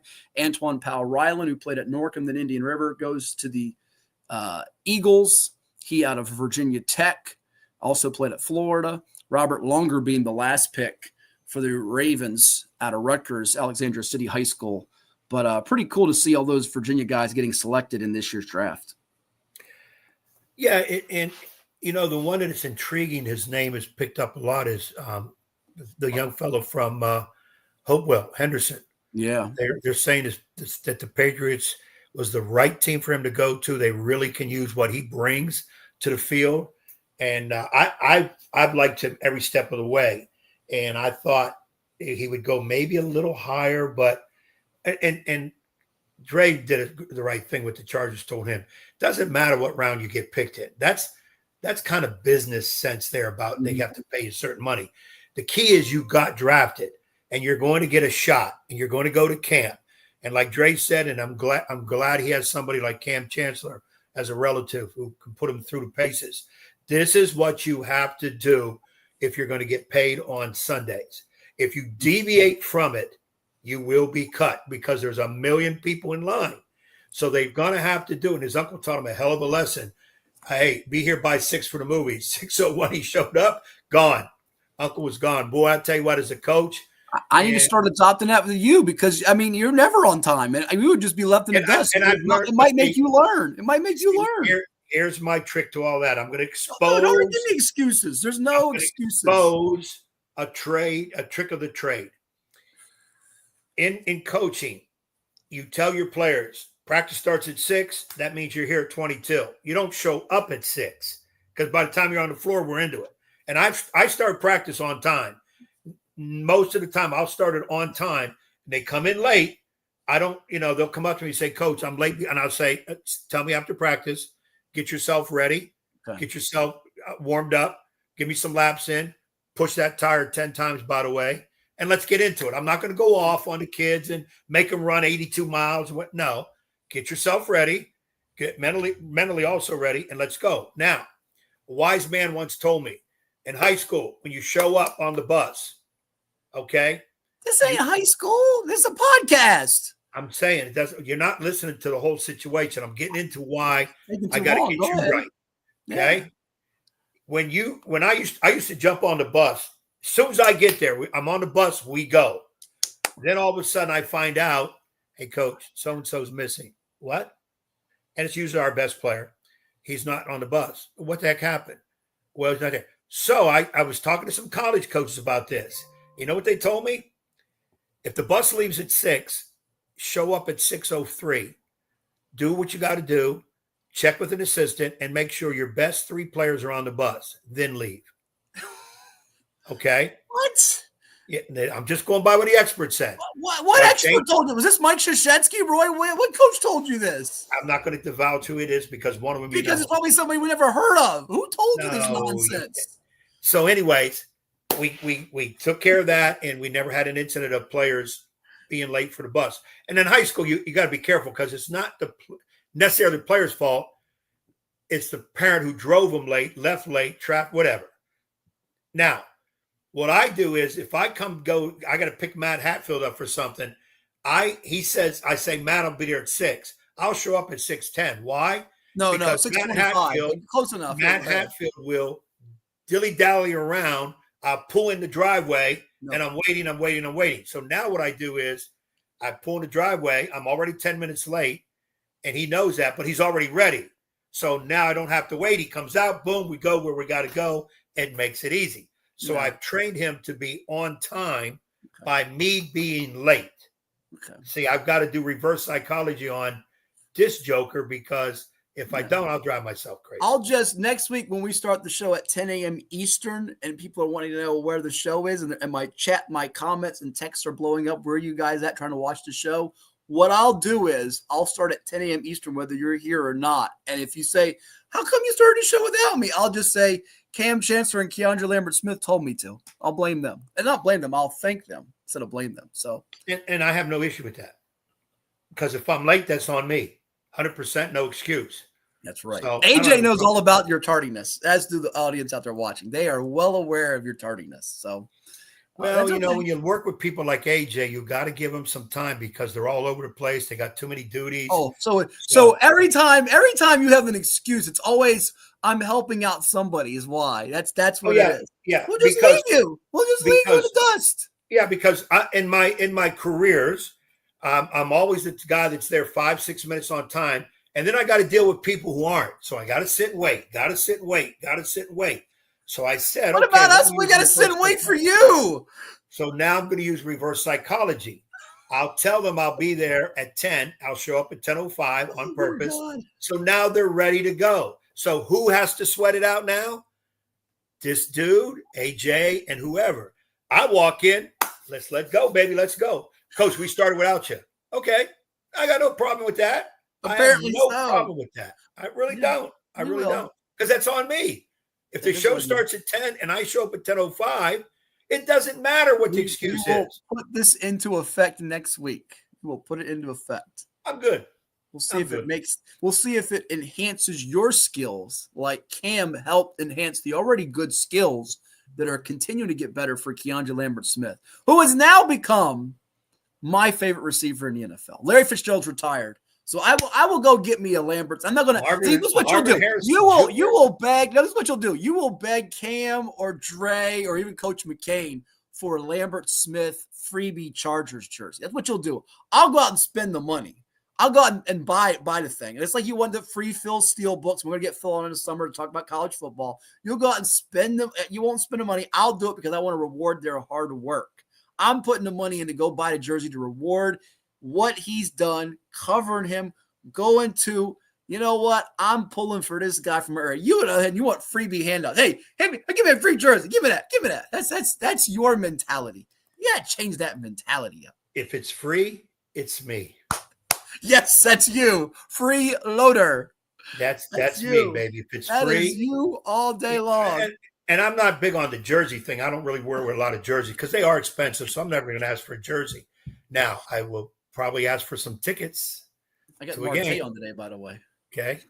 Oh, yeah, you will ask for stuff. There's no question you're going to ask for tickets. And you heard what I said. I don't even want us Super Bowl tickets. I want to make sure we take care of Darrell Holly, the #1 super fan, because if he's in the building, I like their chances. He will put the heck on another team. You realize if we have Darrell Holly at the Super Bowl, we're going to have an international incident? Oh my gosh. How great would that be? Darrell, he's going to tell everybody, go on back. Matter of fact, you don't even need that. You don't even need to have a media day. You should just have Darrell the whole week at the Super Bowl. That would be, you could do a TV show on that alone.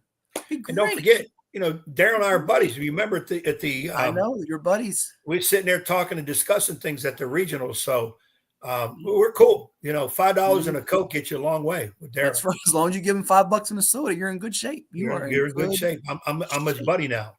We're cut from the same cloth almost. Hey, well, I don't know about your cut from the same cloth. That's a good one. But I will tell you this. If you buddy up to him enough, a couple $5 in sodas, maybe he'll, if Dre and company give him an extra ticket, maybe you get yourself into the Super Bowl. You'll be good to go. Yeah, when the Chargers play the Cardinals in the Super Bowl, what is it next year? 59, 60? I lost count how many it is. There you go. What? That would be on NFL Live or whatever. That ain't happening. NFL Live. What do you mean it ain't happening? You're right. Colonels ain't getting there. All right. Enough of our crazy babble because we've gone long overdue. It is time now. I don't have the trumpet, but it is time now. We'll instead do a different song to do our. Well, actually, we'll do the Feeding the Ducks song like that. To do our 101st run on a road.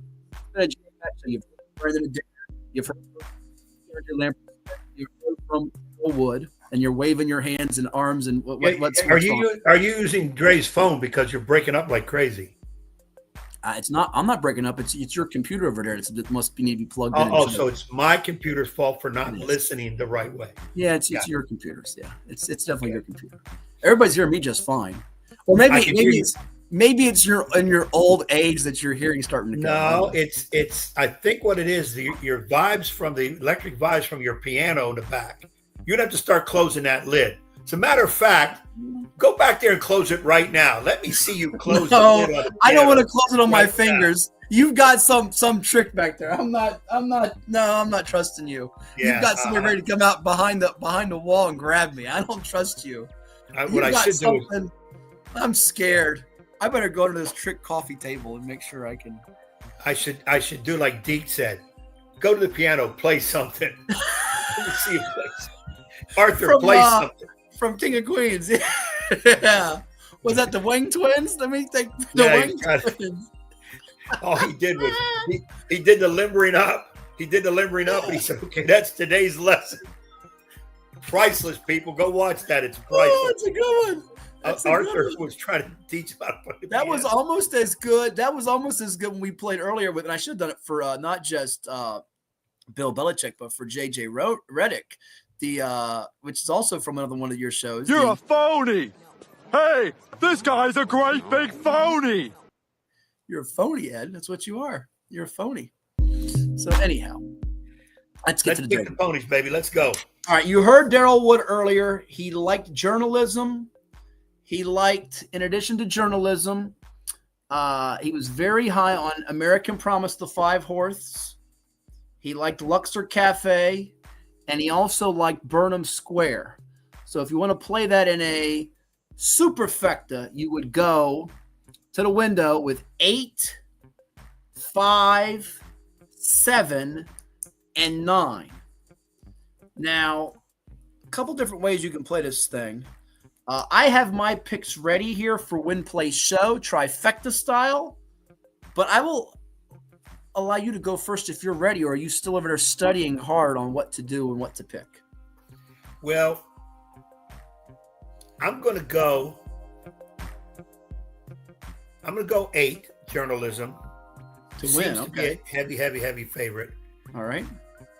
Track is going to be what he wants in terms of even if it's muddy, being a strong finisher. I'm going to go place would be where's my guy at? I told him. Your guy? My horsey. Who's my horsey? I told Darrell. Sandman. You got Sandman. 17. Bring me some dough. Yes. Sandman number is going to show, and then to place, give me. I'm going to go American Promise too, the horse that won the Virginia Derby up at New Kent. Darrell convinced me. I'm going to go with American Promise. My long shot to win. Where is the horse with Mott? Is that a long shot? No, it's not a long. Sovereignty's not a long shot. 5-1. Long shot has to be 12-1 or higher, I think, if I'm not mistaken. It doesn't have to be that way. You can go with chalk. You are a very chalky individual, as we've learned over the years. Better be safe than sorry. You should know that. Give me, you know what? Go yours. I've got to figure my long shot. I'm bouncing around All right. too. So since you are bouncing around too much, you have journalism to win, Sandman to place, and your show was it American Promise? You said, if I had that right. Okay. All right. So I'm pretty cut and dry here. I think the winning horse is going to be And I did get word that my mic was cutting out, unfortunately. So I hate to say that you're right for a change and I was wrong. But we've now. Let me just say this: no apology needed, no apologies accepted, because I already knew I was right. No. So and did you see me argue? I only argue when I'm wrong, which is very rare. So you're okay. You argue quite a bit. But let's get to my picks here. He talked about it earlier as far as the Japanese horse in Luxor Cafe. I like its chances in this race. I think it will do very well. It's a terrific finishing horse. It's known to stalk the lead. So give me Luxor Cafe, the 7 horse, to win this race outright. Now, a horse that Darrell didn't have, but a lot of people like. It's in post 18, Sovereignty. I'm going to go with Sovereignty to finish its second in this horse. I like Mott to trainer, which we talked about with Darrell. I think it'll do a good job in this thing, and I think it's got that classic closing ability, even though it's not the speediest of horses on the board. So that's my place horse. And then third, I will go with Journalism. It is a solid horse, and I think it is good enough to finish in the money situation to go win place show. So I'll go the 7, the 18, the 8. So if you look at your latest odds, I'm going with Luxor Cafe. I think it's 11-1. I'm going with Sovereignty, the 18 horse at, was it 9-1, something of that nature. And then I'm going to go with Journalism, the 8 horse. I got a horse right next to it there at 7-2 or 3-1 to finish in third. And if I want to make it a superfecta with a 4th place finish there, I will throw in there for the 4th spot, Tiztastic with Joel Rosario, my 4th horse at 14 there. Tiztastic. So again, 7, 18, 8 is the trifecta. 7, 18, 8, 14 is the superfecta, and the exacta is 7, 18. And if you win, make sure you send me something in the mail or send the bill to JJ Reddick. Go ahead, Ed. What's your pick? I think long shot. Citizen Bull's still in the race, right? Citizen Bull is in the race, yes. It was the other Baffert horse that got scratched yesterday. 13-1.